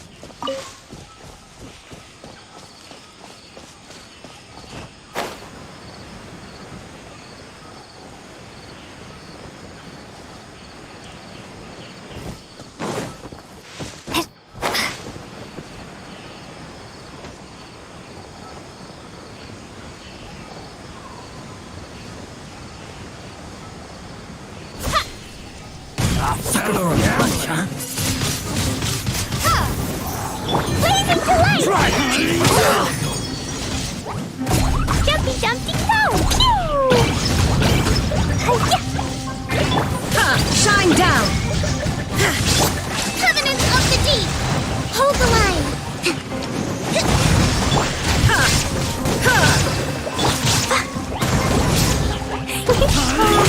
Torn to oblivion!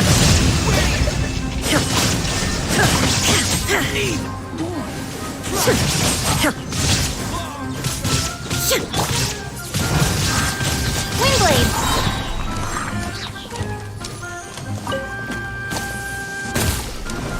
Where do you think you're going?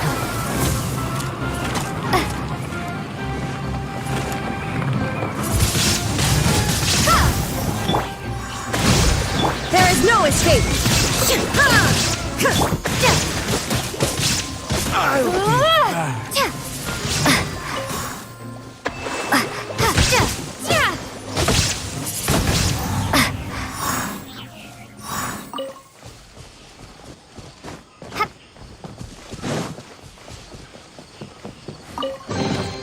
I'll keep this close.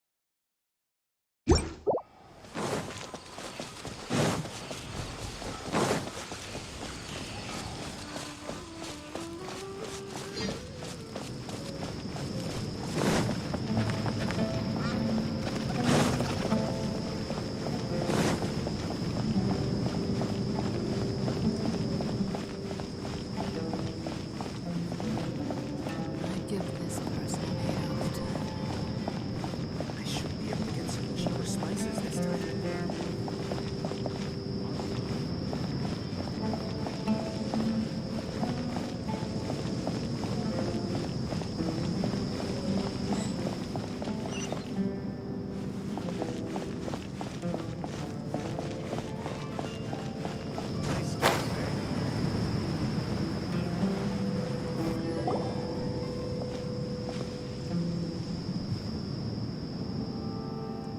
We finally made it to Caravan Rebot. It's pretty lively here. So, just past this wall is the desert, huh? Oh, wow. Paimon remembers hearing people call this the Wall of Samiel. It's made to block sandstorms from the outside.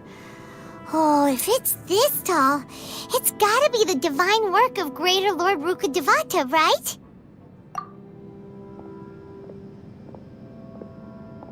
Enough gawking. Come on, follow me. Huh? Over here.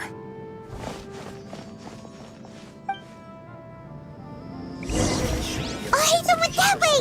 Let's hurry up and follow him. Wonder what he's up to.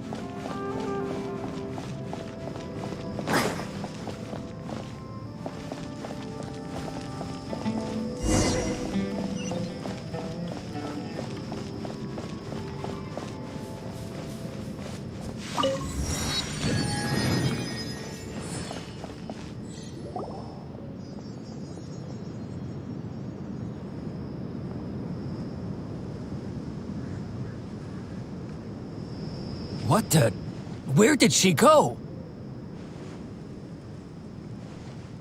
How did we lose them?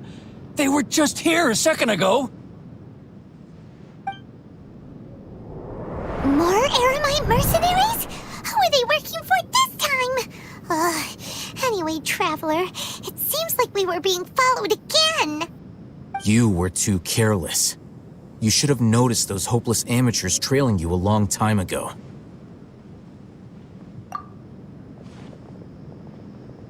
There's no need to thank me. I've never cared to keep track of personal favors. All I did was correct a mistake I happened to come across. It's a habit I developed at the Academia. You really gave Paimon a scare, Alhaitham. We never thought we'd run into you here. Last time we met at Port Ormos, didn't you say you were going back to the Academia? Wait, don't tell Paimon that you're here to take us back on their orders. Oh, so you've already landed yourselves on the Academia's hit list. I can't say that I didn't expect it.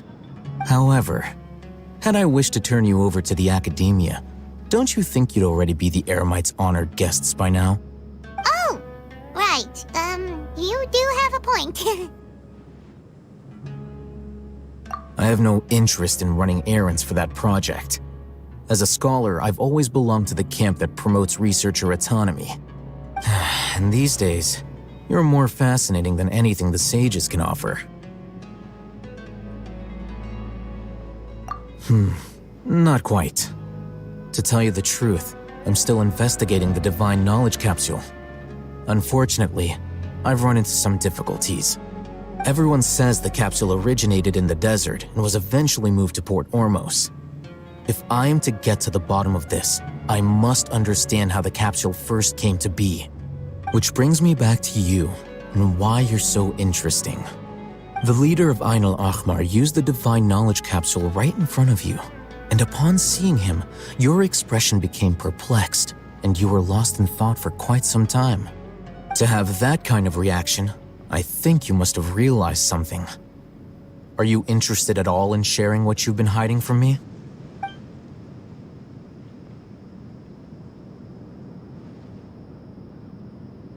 Alhaitham, you really have a ridiculous eye for detail. What kind of person even notices or remembers stuff like that?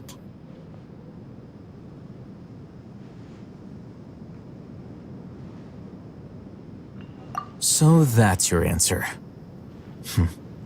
Well, I do work for the Academia after all. So considering that, it is indeed wise to keep your cards close to your chest. But that does prove you do have some undisclosed information about the Divine Knowledge Capsule. Am I right? No matter. Rather than simply learning the answers from you, I'd still prefer to investigate on my own. Speaking of, you two are also headed to the desert? That's right! We have the same plan as you! But we don't really have any concrete goals at the moment. Then I'd suggest starting with Aru Village. It's the largest settlement in the desert, so it'll probably have more resources and intel than anywhere else.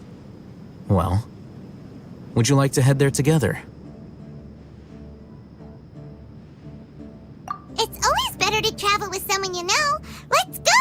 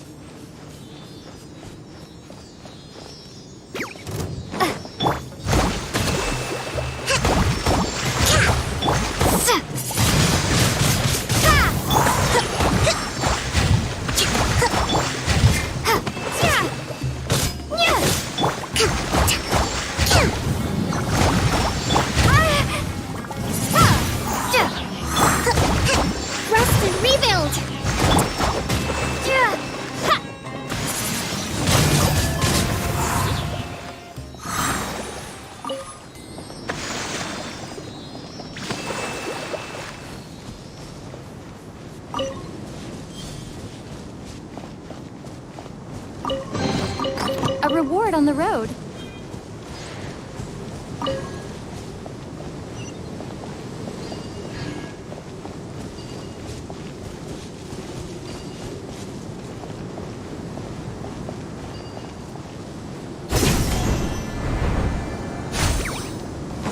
Be gone!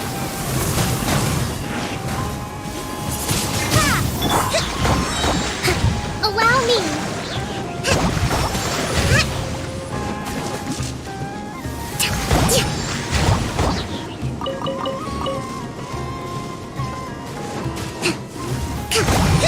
Billowing surge!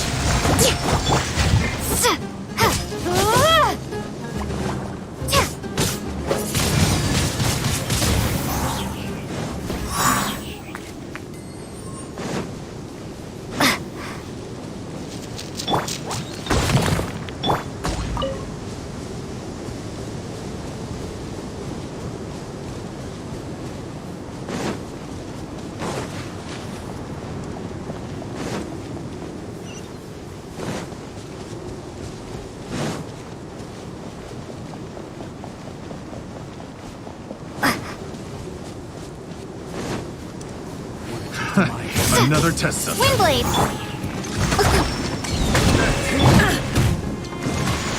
Now you shall perish!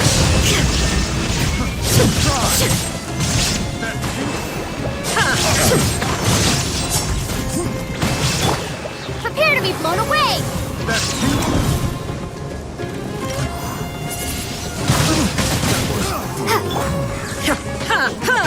Shine down!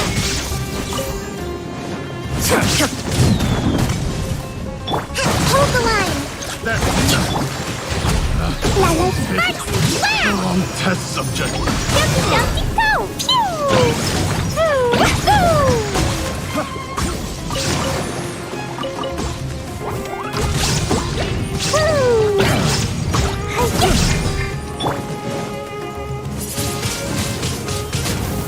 That was Be gone! becomes the hunted. I got careless. Picked the wrong test subject. I'll keep this close.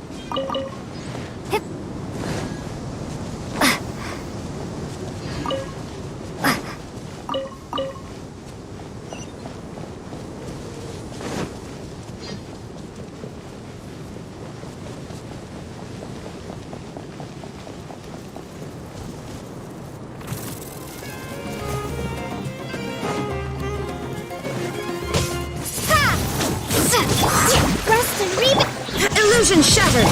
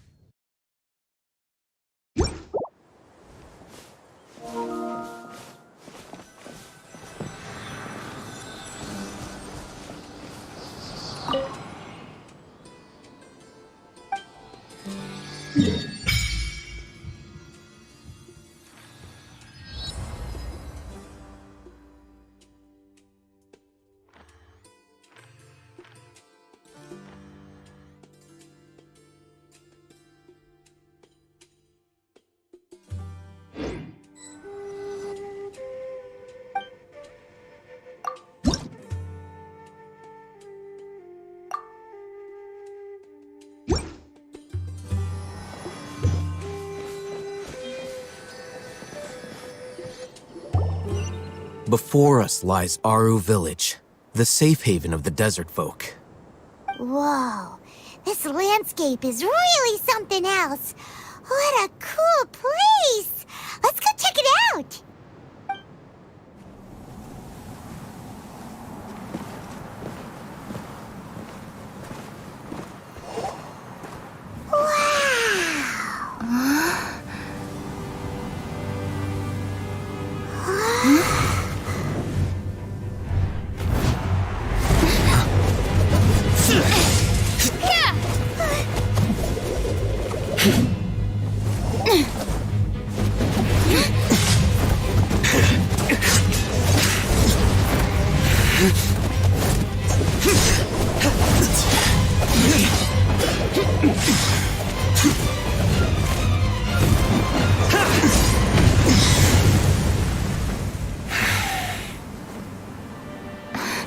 Sino.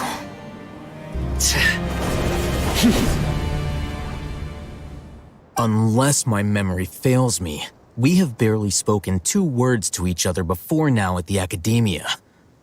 Would you care to enlighten me as to when and how I invited the General Mahamatra's wrath? Al-Haytham, do not think you can escape my judgment just because you managed to escape my attack. Judgment?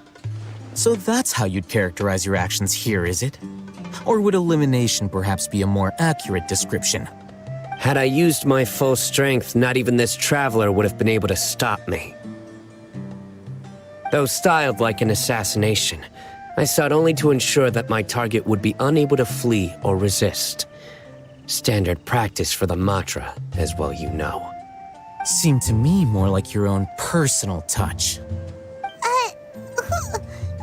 is that, Al-Haytham? Did you call him General Mahamatra? Yes. General Mahamatra Sino, head of all the Matra at the Academia. He's a formidable hunter, and the ultimate nightmare for any who have committed academic crimes. You seem to have placed a lot of trust in Al-Haytham, to the point of blocking an attack for him. If I were you, I'd never choose to side with him. I wouldn't believe a single word that comes out of his mouth. I have been pursuing this scribe for a long time. I urge you, stand back and do not seek to defend him any longer. Otherwise, there will be consequences.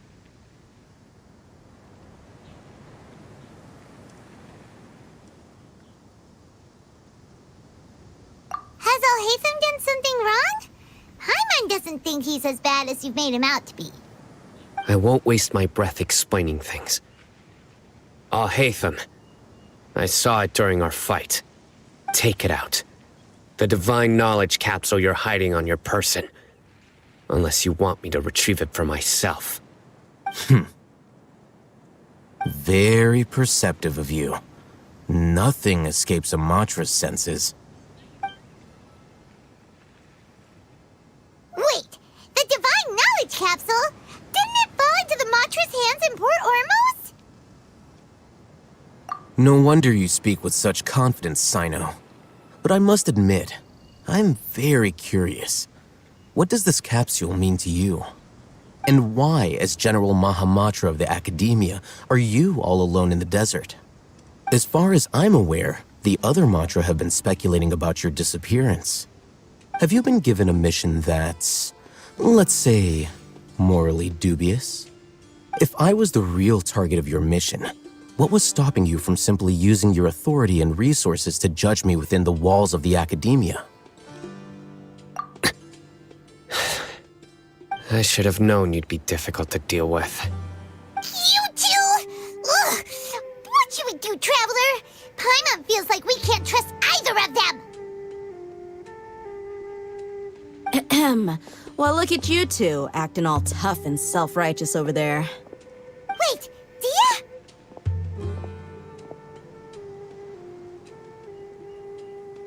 Great! Finally, someone that we can trust! You gotta help us out here, otherwise these two are gonna start fighting again! Yeah, sure looks that way. 2 giants from the Academia duking it out once and for all. Not something you get to see every day, that's for sure. Listen, I know you academic types love to fill up your big brains with self-righteous morality and lord your empty rules and virtues over each other. But how dare you bring your petty disputes into the safe haven of Aru Village? It seems like someone's gonna have to beat some sense into your thick skulls until you finally learn to respect these grounds.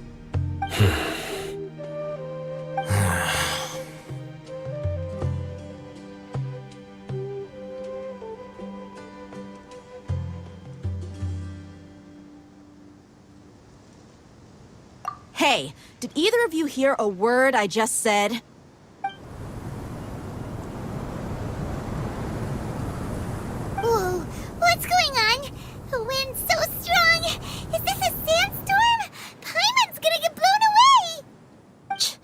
Another sandstorm? What's up with these recently? Hey! All of you, over here, quickly! We have to take cover! Someone's calling for us! Oh, this wind is too strong! Let's get over there! That sounded like Candace. Come on, you two. Jeez, are all of you academia folks such hard work? Move it! All right, stop yelling.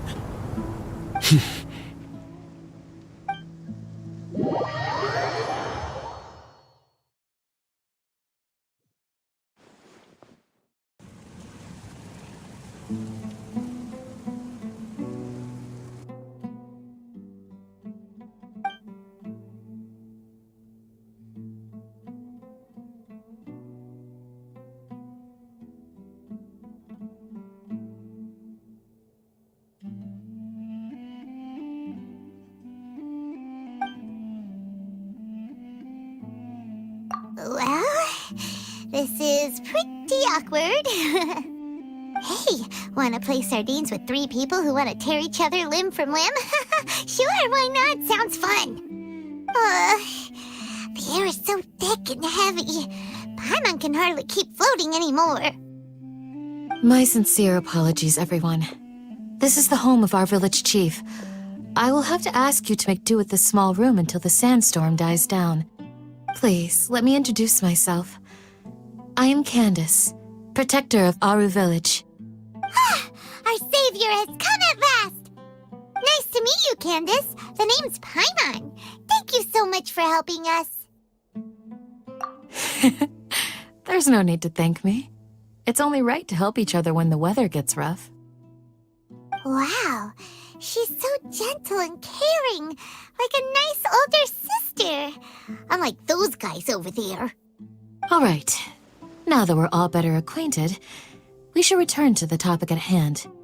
As a guardian charged with the responsibility to protect my fellow villagers from harm, I was observing your conflict from afar, even before the sandstorm started. And now that you have set foot within our village itself, it is all the more my responsibility to make absolutely sure that you pose no threat whatsoever to us. So please, have an honest and sincere conversation with one another and put your hostile feelings to rest.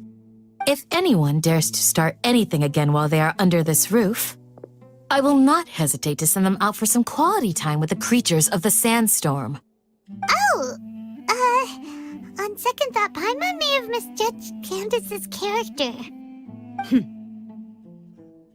And that goes for you too, Miss Dia. Do I make myself clear? All right, we got it, Candace. That's what I like to hear. So, which of you will begin? I was supposed to be a mediator, but I might have gotten a little too involved just now. Anyway, one of those two should probably start talking. Wait, that was you trying to be a mediator? I have nothing to hide, so there's no shame in explaining myself. While Alhaitham wasn't wrong about the other Matra not knowing my whereabouts, it's not because I've been assigned a morally dubious mission. Rather, I've chosen to exile myself. Huh? Exile yourself? A little while ago, I discovered that there was data missing in the Academia's project planning and development files.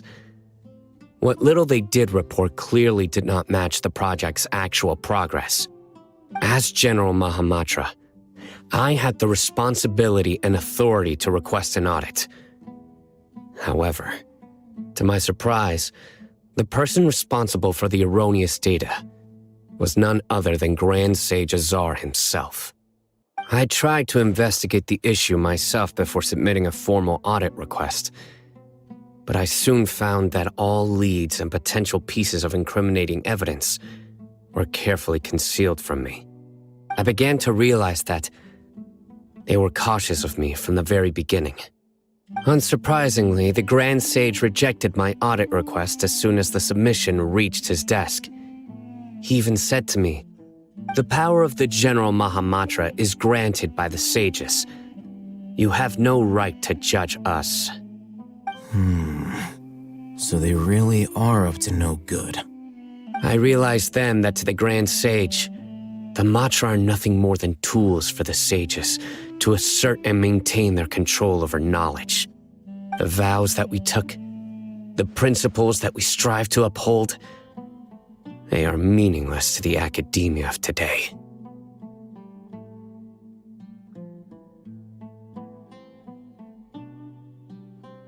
I believed it would be wise to flee the academia before the sages had a chance to take action against me. This way, they can no longer see nor predict my actions. I will never give up on this investigation. There's no need for someone else to give me power or authority. Once I find the truth, I will administer judgment by my own name. Sino seems to have the same goal as us. We're all investigating the sages. Plus, now that he's no longer the General Mahamatra, he somehow feels a lot less scary.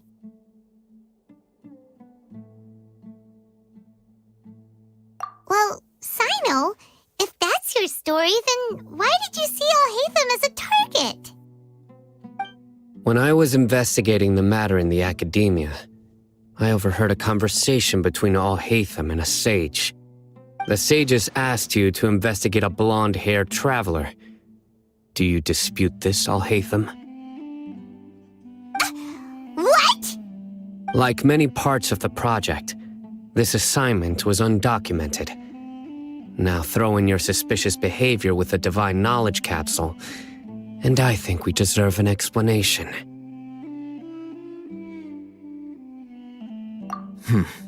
Yes. I was indeed tasked with investigating the traveler. Alhaitham! After all, the promised reward was so great that hardly any scholar could have refused. The sage told me, once you've completed this assignment, I can give you a glimpse of divine knowledge. A most enticing offer. Unfortunately, those academics don't know me at all. Their words contained one key piece of information, namely that divine knowledge indeed exists. That gave me all I needed to know. From my perspective, the sages are far from trustworthy. Think about it. Isn't it a little strange they're so willing to share divine knowledge with anyone, even as a reward? So, I began my own investigation following the lead of the Divine Knowledge Capsule. In the end, I realized my wisdom in committing to this rather than collaborating with the sages. Had I been less guarded, I probably would have ended up like that Ain al-Ahmar mercenary, incapable of remaining sane for long enough to hold a conversation. You mean that the sages originally planned to dispose of you, using one of those capsules that drive people insane? I'd already given up on the assignment by then. I only told the academia I was waiting in Port Ormos for you to appear so they wouldn't suspect anything. So it came as quite a surprise when I encountered my erstwhile target while investigating the Divine Knowledge Capsule. Criminals do love to talk about coincidences. Even though I ran into the traveler by chance, I had no intention of providing assistance to the academia. Also, you should remember, you were the ones who decided to follow me and strike up a conversation after I left that tavern. That's true. Alhaitham helped us out at Caravan Rebat as well. Maybe he's telling the truth. I'm willing to apologize if that's worth anything to you. I took the Divine Knowledge Capsule behind your back because I judged its existence to be a significant risk. I felt that it would be best for no one to interact with it before it had been properly studied. After all, curiosity often proves to be the most dangerous thing in this land. You should be well aware, Scribe Alhaitham, that curiosity can also lead you to danger and suspicion. Answer me this. Did the sages share any information about their project with you? Have I not made myself clear? You and I are both distrusted by the academia. Do you really think they would tell me anything? Fine. Although you haven't completely proven your innocence, I won't regard you as an enemy, for now. As you wish. Good. I'm glad to see you two clearing up your misunderstandings. And now you, Dia. I believe it's your turn. Oh, sorry. Whatever the boys were talking about must have been so boring that I spaced out. My situation is pretty straightforward. My employer, Dunyarzad of the Homayani family, is friends with the Traveler and is currently recovering from her illness at home. I had nothing going on, so I decided to return to Aru village for a visit. I was actually looking forward to a pretty exciting time getting back together with everyone here. But then I saw these two random guys in the middle of a pointless argument. It ticked me off, and things went downhill from there. Is that all? Well, I will admit that definitely sounds like your style. In that case, welcome back, dear. That's more like it. I missed you all so much, Candace.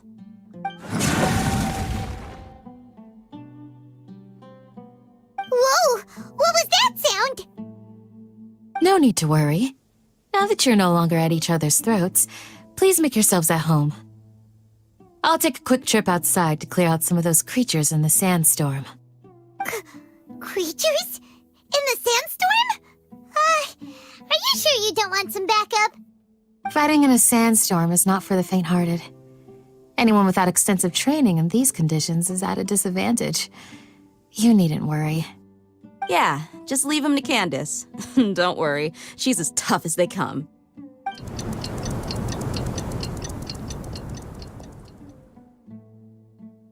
The wind's died down. That means the sandstorm's over, right? Candace still isn't back yet, though. Is she alright? Maybe we should go out and check on her. When you put it that way, even I'm starting to feel a little worried. All right, let's go. We've been here long enough, and the boys are as chatty as the floor.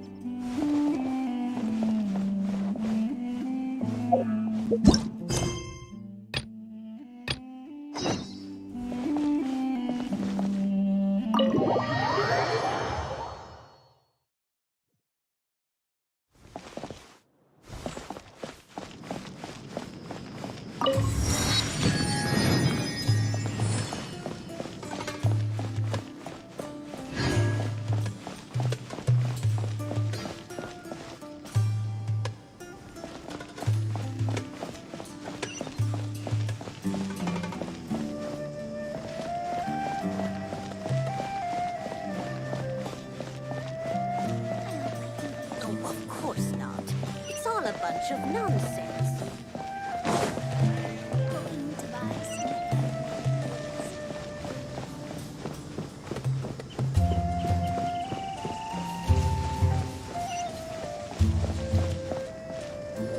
Whoa! Candace, you're still fighting? You've been out here dealing with these creatures the entire time? Yes. They just keep coming in waves. I've lost count of how many I've defeated. Before I realized it, even the sandstorm had stopped. Ah! Here comes another wave! Leave this round to us.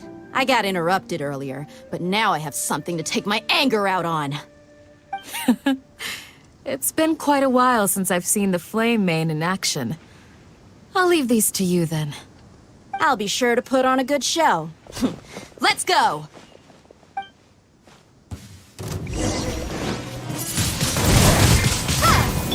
Covenant of the Deep!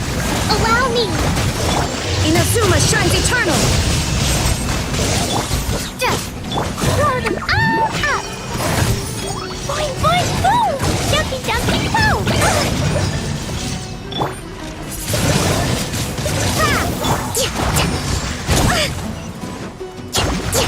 Prepare to be blown away!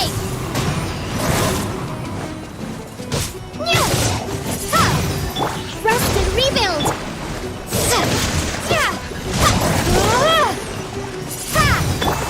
Boing, boing, boom!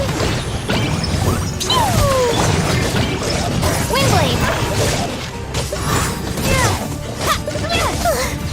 Here comes another wave! When are they ever gonna let up?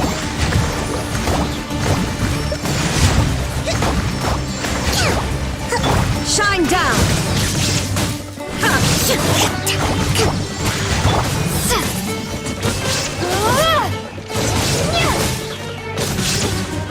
Windblade! Hold the line!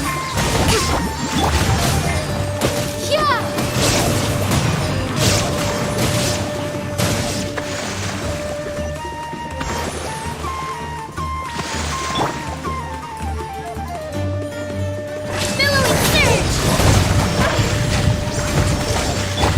Now you shall perish! The creatures stopped appearing. Was that the last of them? What we fought just now was probably the aftermath of the sandstorm. So we should be safe for the time being. Well fought, everyone. No injuries, I hope. Huh? Who are you? Ah, my apologies. I haven't had a chance to greet you yet. I had my hands full taking care of the village's elderly and children. I am the chief of Aru Village. Everyone usually calls me Uncle Anpu.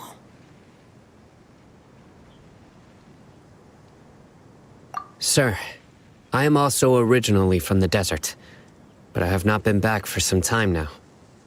May I ask if such sandstorms are common? I can't say they've always been common, but recently the storms have become increasingly severe and frequent. Besides sandstorms, we also occasionally get earthquakes. According to an investigator who stayed in the village a while ago, these unusual natural phenomena are related to the withering of Irminsul. Another effect of Irminsul's withering. So, Irminsul's withering causes withering zones in the forest, and sandstorms and earthquakes here in the desert? Everything in the natural world is inextricably connected to Irminsul. These regional symptoms can indeed be a reflection of Irminsul's present state. Everyone in Aru Village needs to take good care of themselves. Speaking of which, why haven't I seen a single village keeper since I got here? Village keeper? Who are they? Village guards like Candace? Does your curiosity know no bounds? Village Keeper is how Aru Village refers to mad scholars exiled here by the academia. Most of them are scholars who lost their sanity after a period of training in the Avidia forest. The academia believes that their crazed mutterings may have a negative effect on the psyches of other scholars. So, they're forcibly exiled to the desert. Though if you ask me, it's all a boatload of nonsense.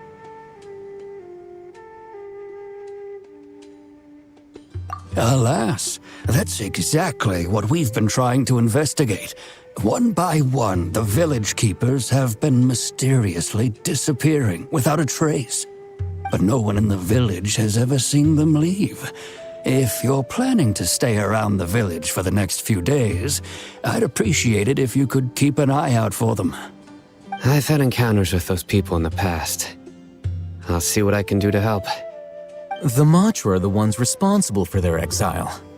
Now that you're no longer with them, are you trying to alleviate your guilt and atone for your past sins? I'm fascinated by how you think. Mock me if you will, but if you are guilty, I will eliminate you, regardless of my position or identity. Oh, you're the former General Mahamatra. You must be an expert in these kinds of investigations. Thank you for your help. Is it because you're reminded of Hypatia? Oh, these poor scholars. First they lose their sanity, now this! We need to help get them back home, safe and sound. But, is it really a good idea to tag along with Sino? You seem like you really don't trust him.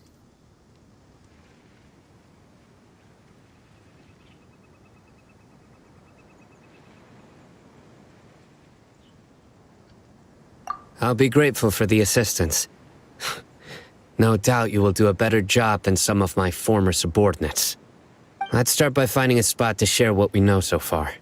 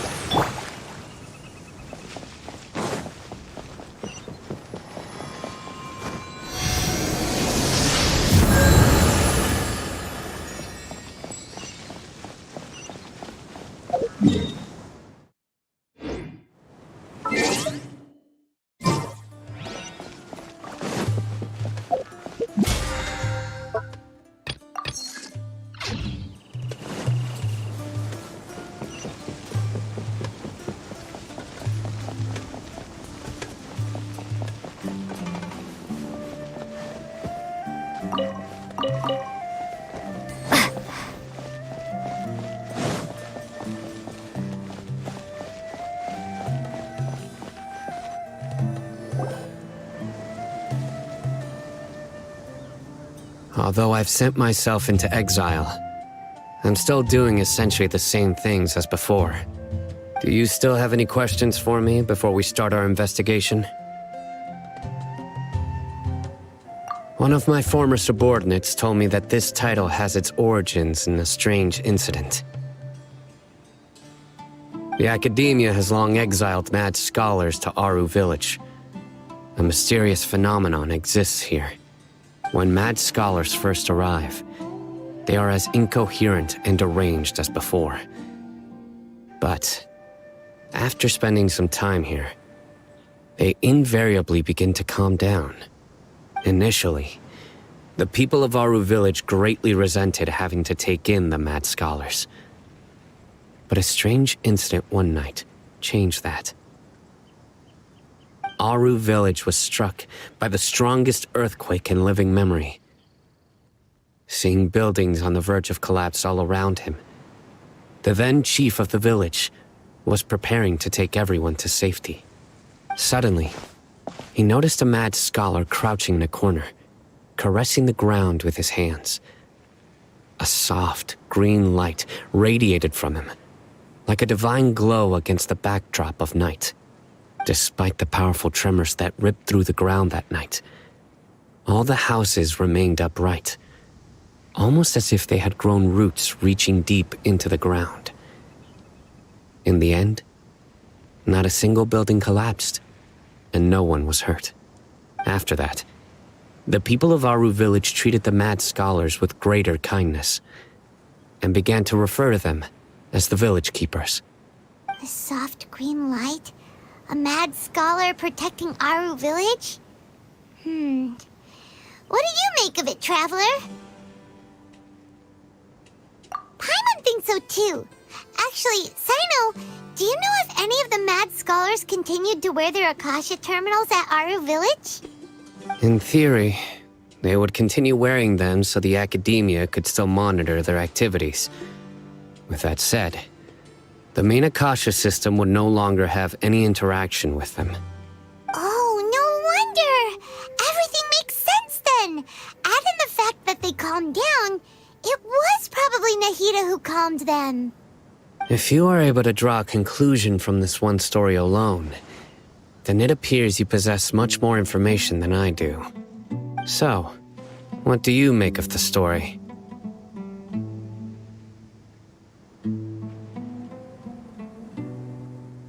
Really? Lesser Lord Kusanali. What? You don't believe us? Lesser Lord Kusanali was definitely using the Akasha to give her power to the mad scholars! No, it's not so much that I don't believe you. I'm just struck by your reasoning. Lesser Lord Kusanali, the current Dendro Archon. Is she really active in Sumeru? The Academia has always placed far greater importance on the late Greater Lord Rukkhadevata. They've more or less ignored Lesser Lord Kusanali, and I've never had any reason to doubt their views. In addition, I've never heard any stories about Lesser Lord Kusanali and her deeds. To me, she might as well have been a god that never existed. No way! Nahida definitely exists! She's a... How should Paimon put it? She's a good Archon who's kind and wise, even if she says weird stuff sometimes. I've spent many years interrogating criminals, so I can easily tell when someone is lying.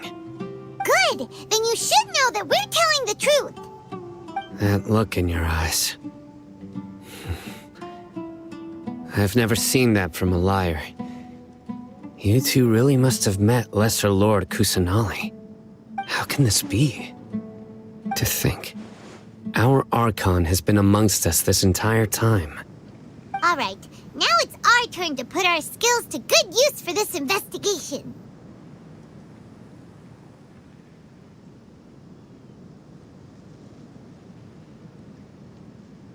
But easier said than done, especially since we don't have any leads.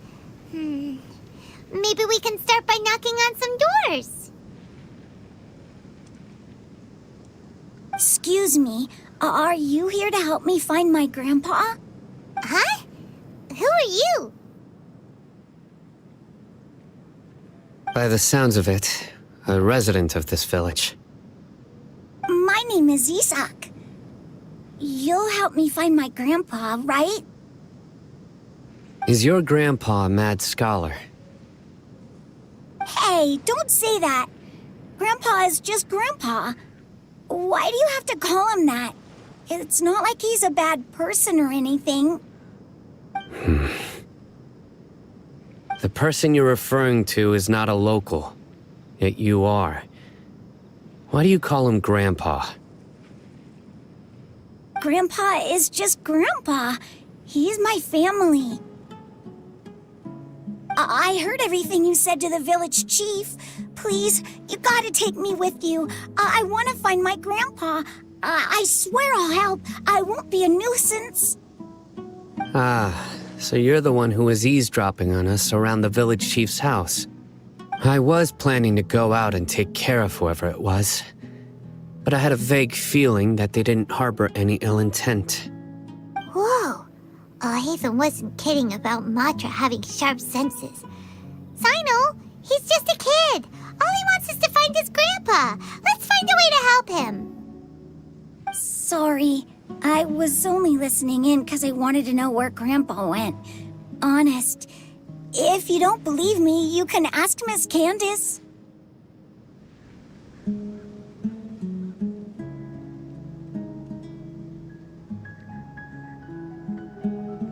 All right. But first, let's confirm the facts with Candace.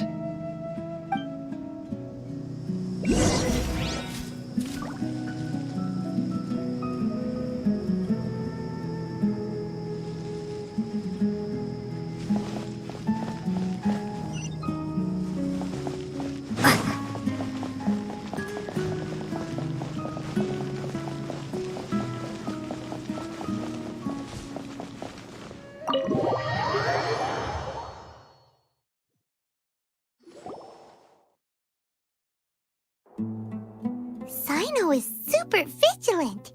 Is this what all the Matra are like? Ah, you're back already.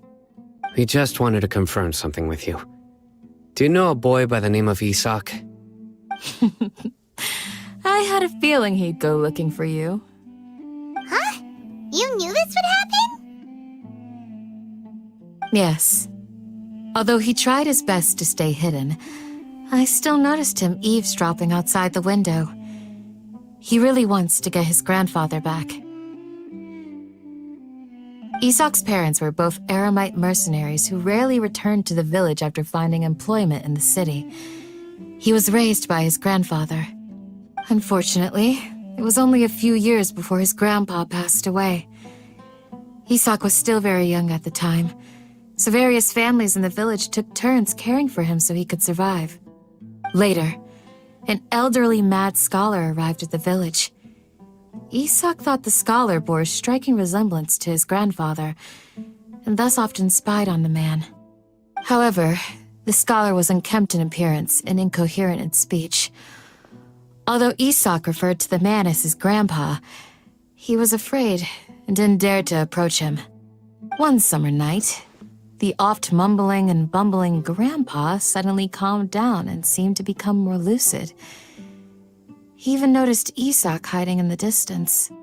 So Grandpa walked up to Isak and patted him on the head. He even took Isak to the entrance of the village, where he patiently taught the boy the names of the stars and accompanied Isak until he fell asleep. The next morning, Isak woke up and wanted to go find his grandpa again, only to realize his grandpa no longer recognized him. However, even so, Grandpa retained his calm expression. It's said that those who saw the scholar claimed he no longer appeared to be crazy, but appeared to be living in his own world, almost as if he were sleepwalking. Isak was thrilled that his grandpa was able to find peace and would follow him all the time, asking him things like, "Grandpa, want me to take you somewhere fun?" Or, "Grandpa, could you tell me stories about the stars again?" All this somehow just makes Paimon feel really sad. It seems like they both deserve so much better. Perhaps. Nearly everyone who lives in the desert has some form of hardship or regret. But even so, we must still continue on with our lives. It's also my reason for fighting. I must continue to protect this land.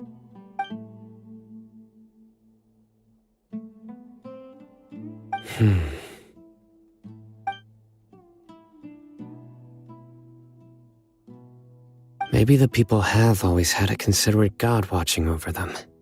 Huh? What did you say, Sino? No, nothing. As long as Isak keeps his word and doesn't get in our way, we can take him along. Perhaps you are more compassionate than I gave you credit for. Please accept my thanks on Isak's behalf, Sino.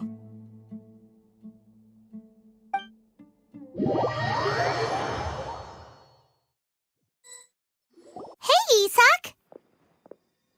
Oh, it's you guys! We've cleared everything up. Let's go find your grandpa. Really? Wow! Thank you so much!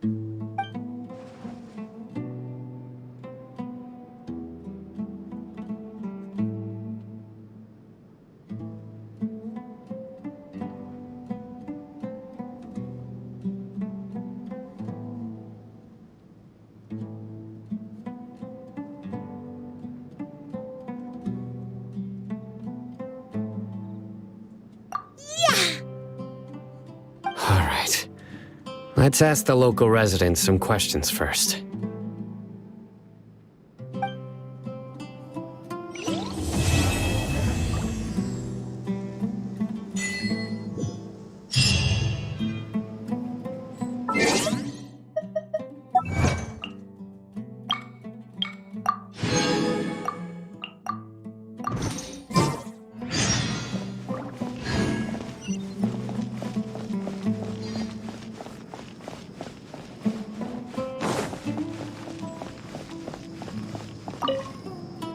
Excuse me, did you happen to see where the missing scholars went?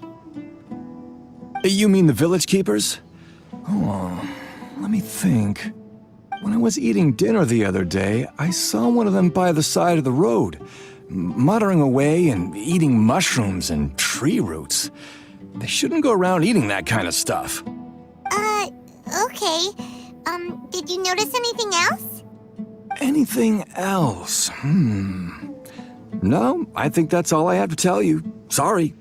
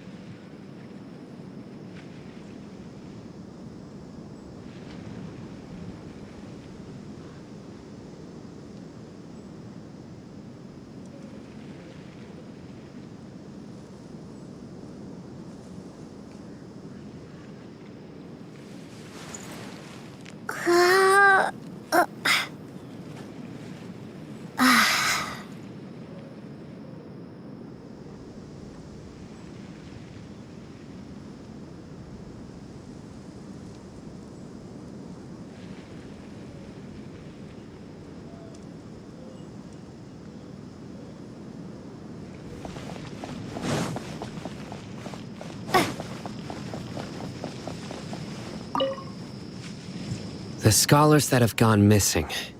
Have you seen them? Those eyes. Those fierce eyes. You look like a real fighter. Don't change the subject. Right. You were asking about the the mad scholars. I think it's been a few days since I last saw them. I usually go to bed pretty early, so I'm not too familiar with what goes on at night. But honestly, I feel quite sympathetic towards them. Even though they act a little strange, they've helped me in the past. If it weren't for them, my house would have collapsed long ago. Do you also think Grandpa and the others are good people? Grandpa? Oh, hello there. It's little Isak. You mean that nice man who looks like your grandpa's long-lost twin, right? He was actually the one who protected my house. I saw it with my own eyes. He happened to be staying near my house that day and was doing something with his hands on the ground. It still feels pretty surreal now that I think back on it. Did someone teach them how to do that? Well, whatever the case, I'll always be thankful to him and whoever taught him to look out for others. I'm pretty sure that if I ever went mad, I wouldn't be able to do anything like that. Gotcha. Thank you.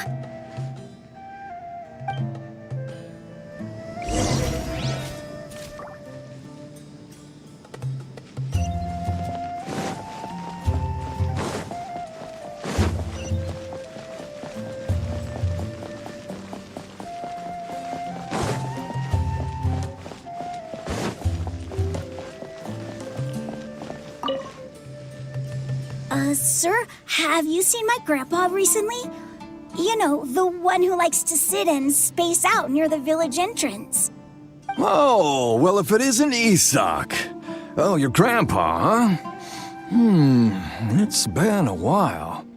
The last time I saw him, he was spacing out by the road as usual. I went and asked him if he'd like any of the food I had prepared, despite my wife's protests. Like many people, she's really quite terrified of them. And speaking of my wife, she's still always complaining about how I don't make enough mora. That might explain why she's always mad at me. Oh, thank you. Thank you for taking care of him. It was nothing. You're looking for him, right? Did he go for a walk and get lost? Yeah. Whew, that's no good. Well, once you found him, come by my place again and I'll cook a little something for the both of you. I've known you since you were very young, so as far as I'm concerned, you're family. Please feel free to come by anytime. Wow, what a nice guy! Okay, thank you, sir. Huh? Don't say anything for now. Isak, stay here. Let's head over there. Stay quiet as you move.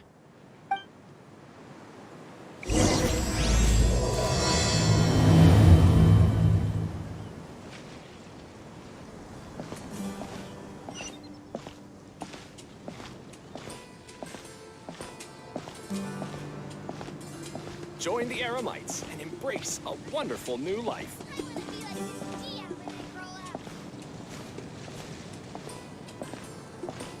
I hope I can be as cool as Candace one day.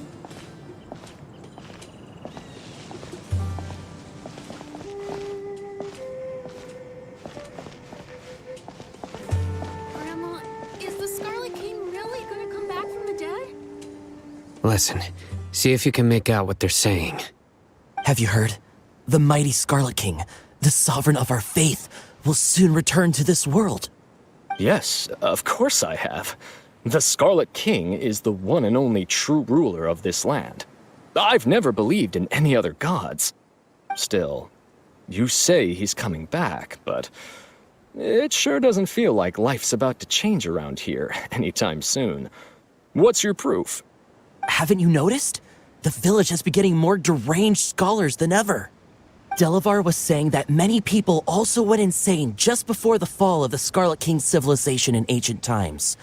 We don't quite know why, but it seems like there's some sort of connection between insanity and the Scarlet King. Isn't it a sign of the Scarlet King's power that all the mad scholars have disappeared? If you ask me, they must have been chosen as the final sacrifice for the Scarlet King's resurrection. Huh. Now that you say it, that does make some sense. Does this mean our lives are finally going to take a turn for the better? Exactly. Those city folks will get what's coming to them. Now, repeat everything you've just said from the very beginning. Huh? Who are you? Where did you come from? My patience is running thin. You heard what I asked.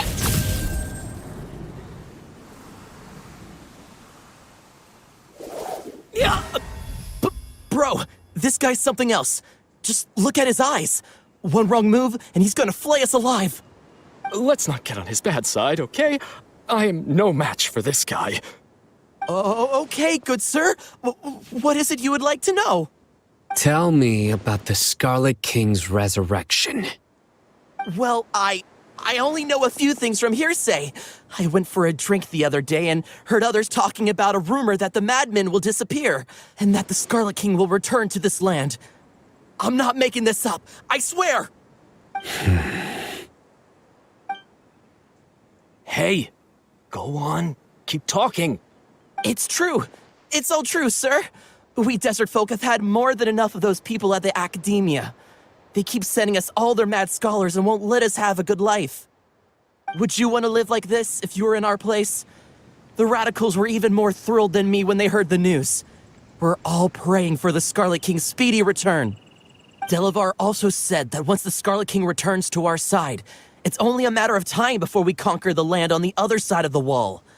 They're all willing to serve under the Scarlet King and fight for a share of the glory. Is that so? Seems like he still wants to know more. Keep talking. Got it. At first, I told myself it was just the drink talking, but then all the mad scholars vanished without a trace, just as the rumors said. Please don't beat me up just for mentioning these rumors. If I'm guilty, then everyone else around here is also guilty. I'm just saying what the others said. The people here really like the Scarlet King, but dislike the Dendro Archon. Where is this radical person you talked about? I haven't run into him over the past few days, so he probably hasn't been around the village. What about you, man? Have you seen him at all? No, not at all. We wouldn't dare lie to you. He's really not here right now. Sounds like you're not too close with the radicals. No, of course not. All we know are their names. I have many ways to stop you from talking. And many others to stop you from sending warning messages. So you'd best just stay home and hope I don't hear of you trying to contact anybody.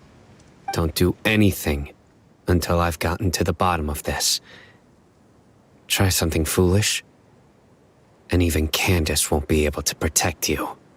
Yes, got it. We'll do just as you say. That scared Paimon half to death. Sino is pretty terrifying.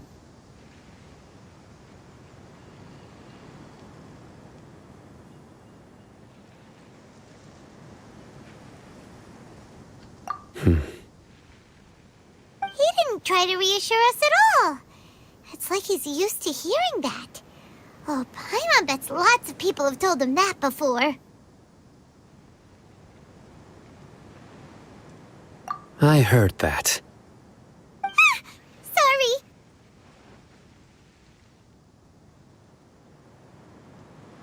It's part of being a Matra. The rumor we heard just now seems like a strong lead. But we need to check a few more places.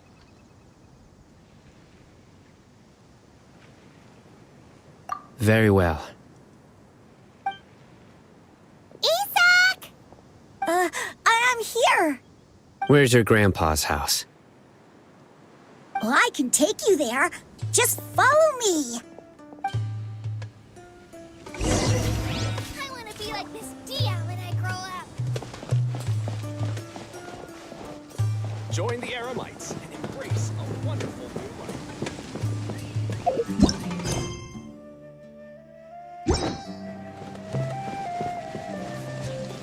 Grandpa? Oh, he likes to be alone. Sometimes he stares at the sky in a daze, and other times he just pokes at the ground with his fingers.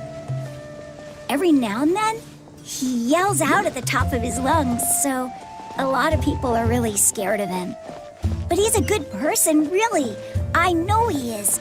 I swear, he's just like my real grandpa.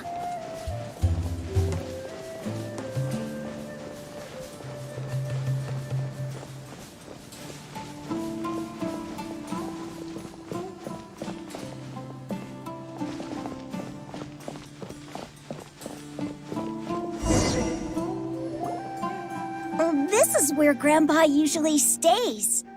There sure isn't much here.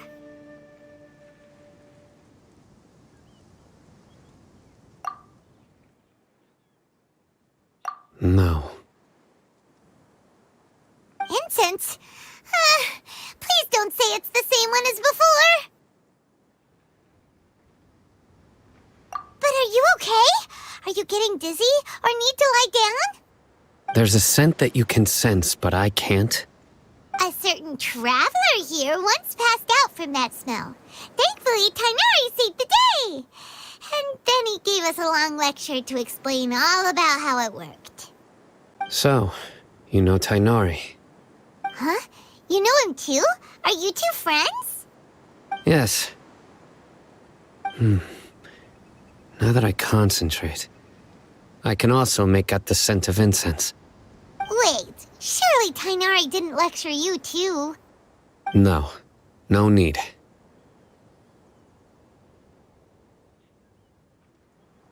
Did you first encounter this scent at Tainari's house?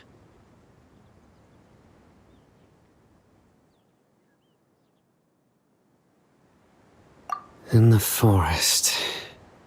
From a scholar.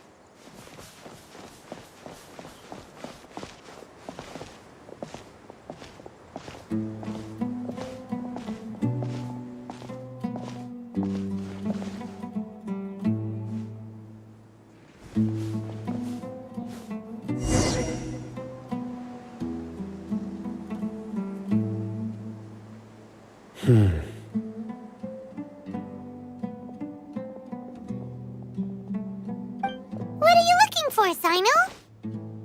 Here it is. Take a look right here. Paimon doesn't see anything. Although the traces have been completely buried in the sand, there are footprints here. From the size and shape, they belong to an adult male. This pattern is a common one from this area. Local shoes. This was probably someone from the village. The scent is quite faint, but still extant. The footprints head in the direction of the door. But who would come looking for Grandpa? He doesn't have any friends. We'd have to ask whoever lured him away with the incense.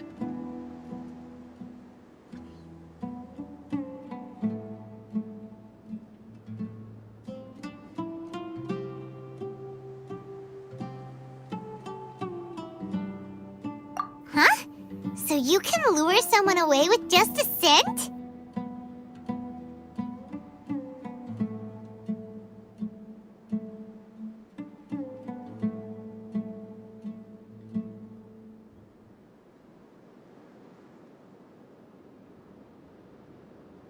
Hey, what's wrong with liking good food? Everyone's got something they love in life. Exactly. Most scholars are fond of incense, since the smell supposedly helps them clear their minds and discover new knowledge. Even deep within the clutches of madness, they still yearn for their knowledge-seeking days, and will follow the scent whenever it presents itself. No, Grandpa. So, someone's taking advantage of their weakness? Huh. Still, why would anyone want to abduct all the scholars?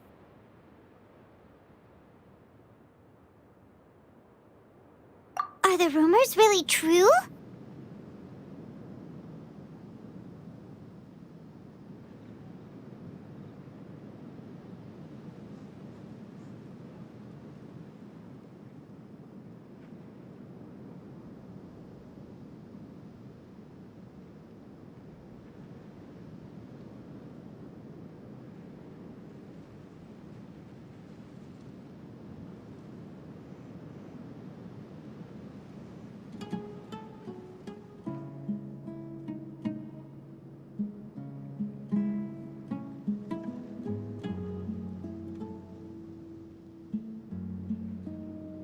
Could the disappearance of all the mad scholars have something to do with the radicals? It's highly likely. Please, you have to save my Grandpa. Grandpa's never done anything wrong. Please help him. Sounds like we'd better help get him back. Don't you worry, Isak. We won't let whoever took him get away with it. Let's head to Aru Village and inform Candace and the others about what we learned here. After that, we'll set off to find the scholars.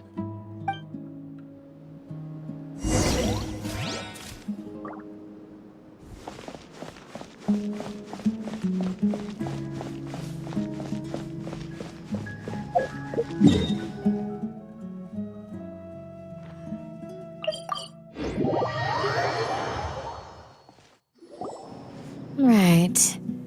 The darker fabric definitely looks a lot better. That'd be my choice, too. We're back, Candace! We've got a lot to tell you. Ah, welcome back. Sounds like everyone's friends already. Oh, Dia's here too! You bet. So, everything goes smoothly? Reasonably. Alhaitham didn't go with you? We haven't seen him at all. Huh. I saw him around the village entrance earlier and figured he was investigating with you. I guess he must have gone off on his own. Did you find out anything useful?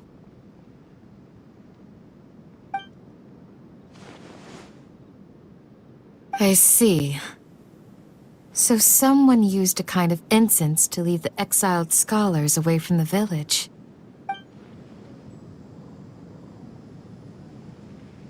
The resurrection of the Scarlet King?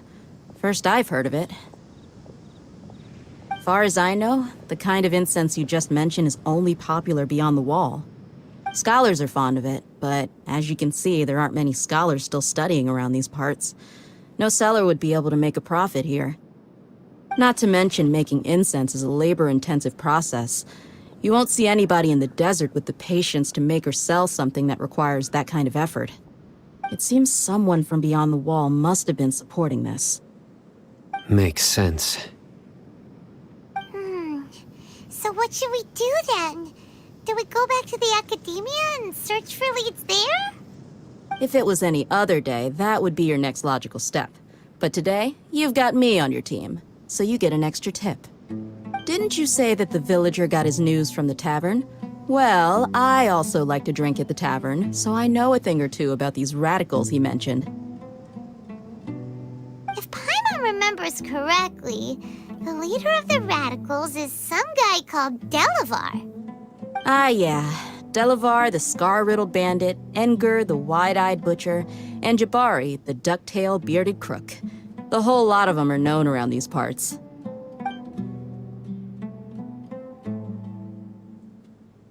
These guys have one thing in common, and that's being broke. The rougher life gets, the more they want to believe in the Scarlet King. Way they see it, the Scarlet King's resurrection is their only chance at overthrowing the academia.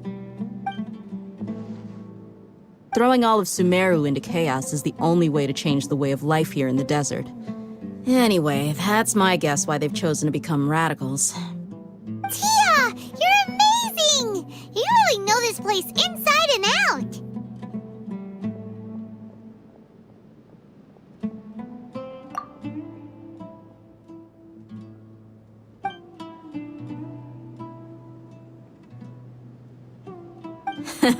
No merc can afford to slack off on gathering intelligence.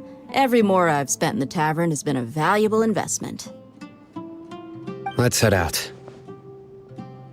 Now hold on, you're staying right here, Sino. Why? Aru Village is not a big place. Outsiders stand out here like a sore thumb. I'd bet word about you has already gotten out. The desert is unforgiving, so the way of life here is also a lot tougher than on the outside of the wall. You survive on making connections out here. Compared to you, mercs like me are just third-rate amateurs. I've got no actual fighting skills to speak of. But that also makes it a whole lot easier for me to gain the locals' trust.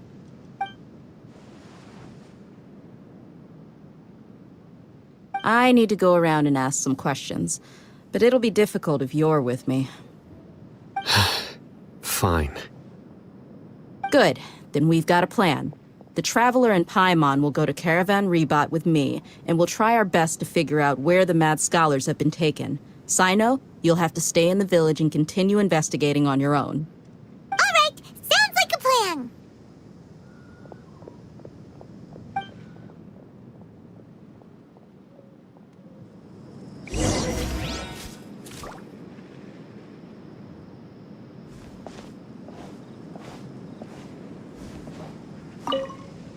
Sino, please don't take offense. I'm sure Dia just wants to help everyone solve their problem as quickly as possible. That's why she can be so straightforward at times. I don't mind. Ah, I see. Well, from the way you were staring out into the distance, I thought you might have been mulling over Dia's words. No, I'm used to being treated that way. It's natural to fear strength. I take no objection to it.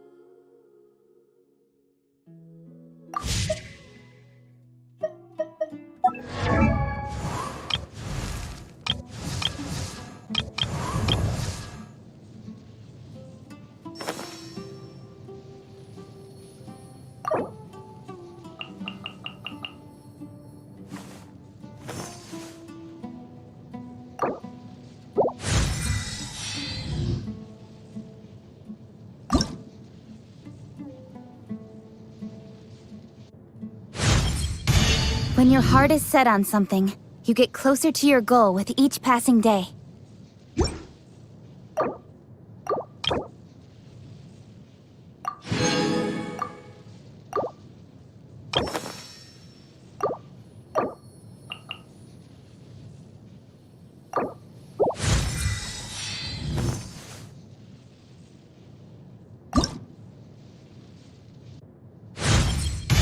Great. Having another trick up my sleeve gives me more flexibility in rapidly changing circumstances.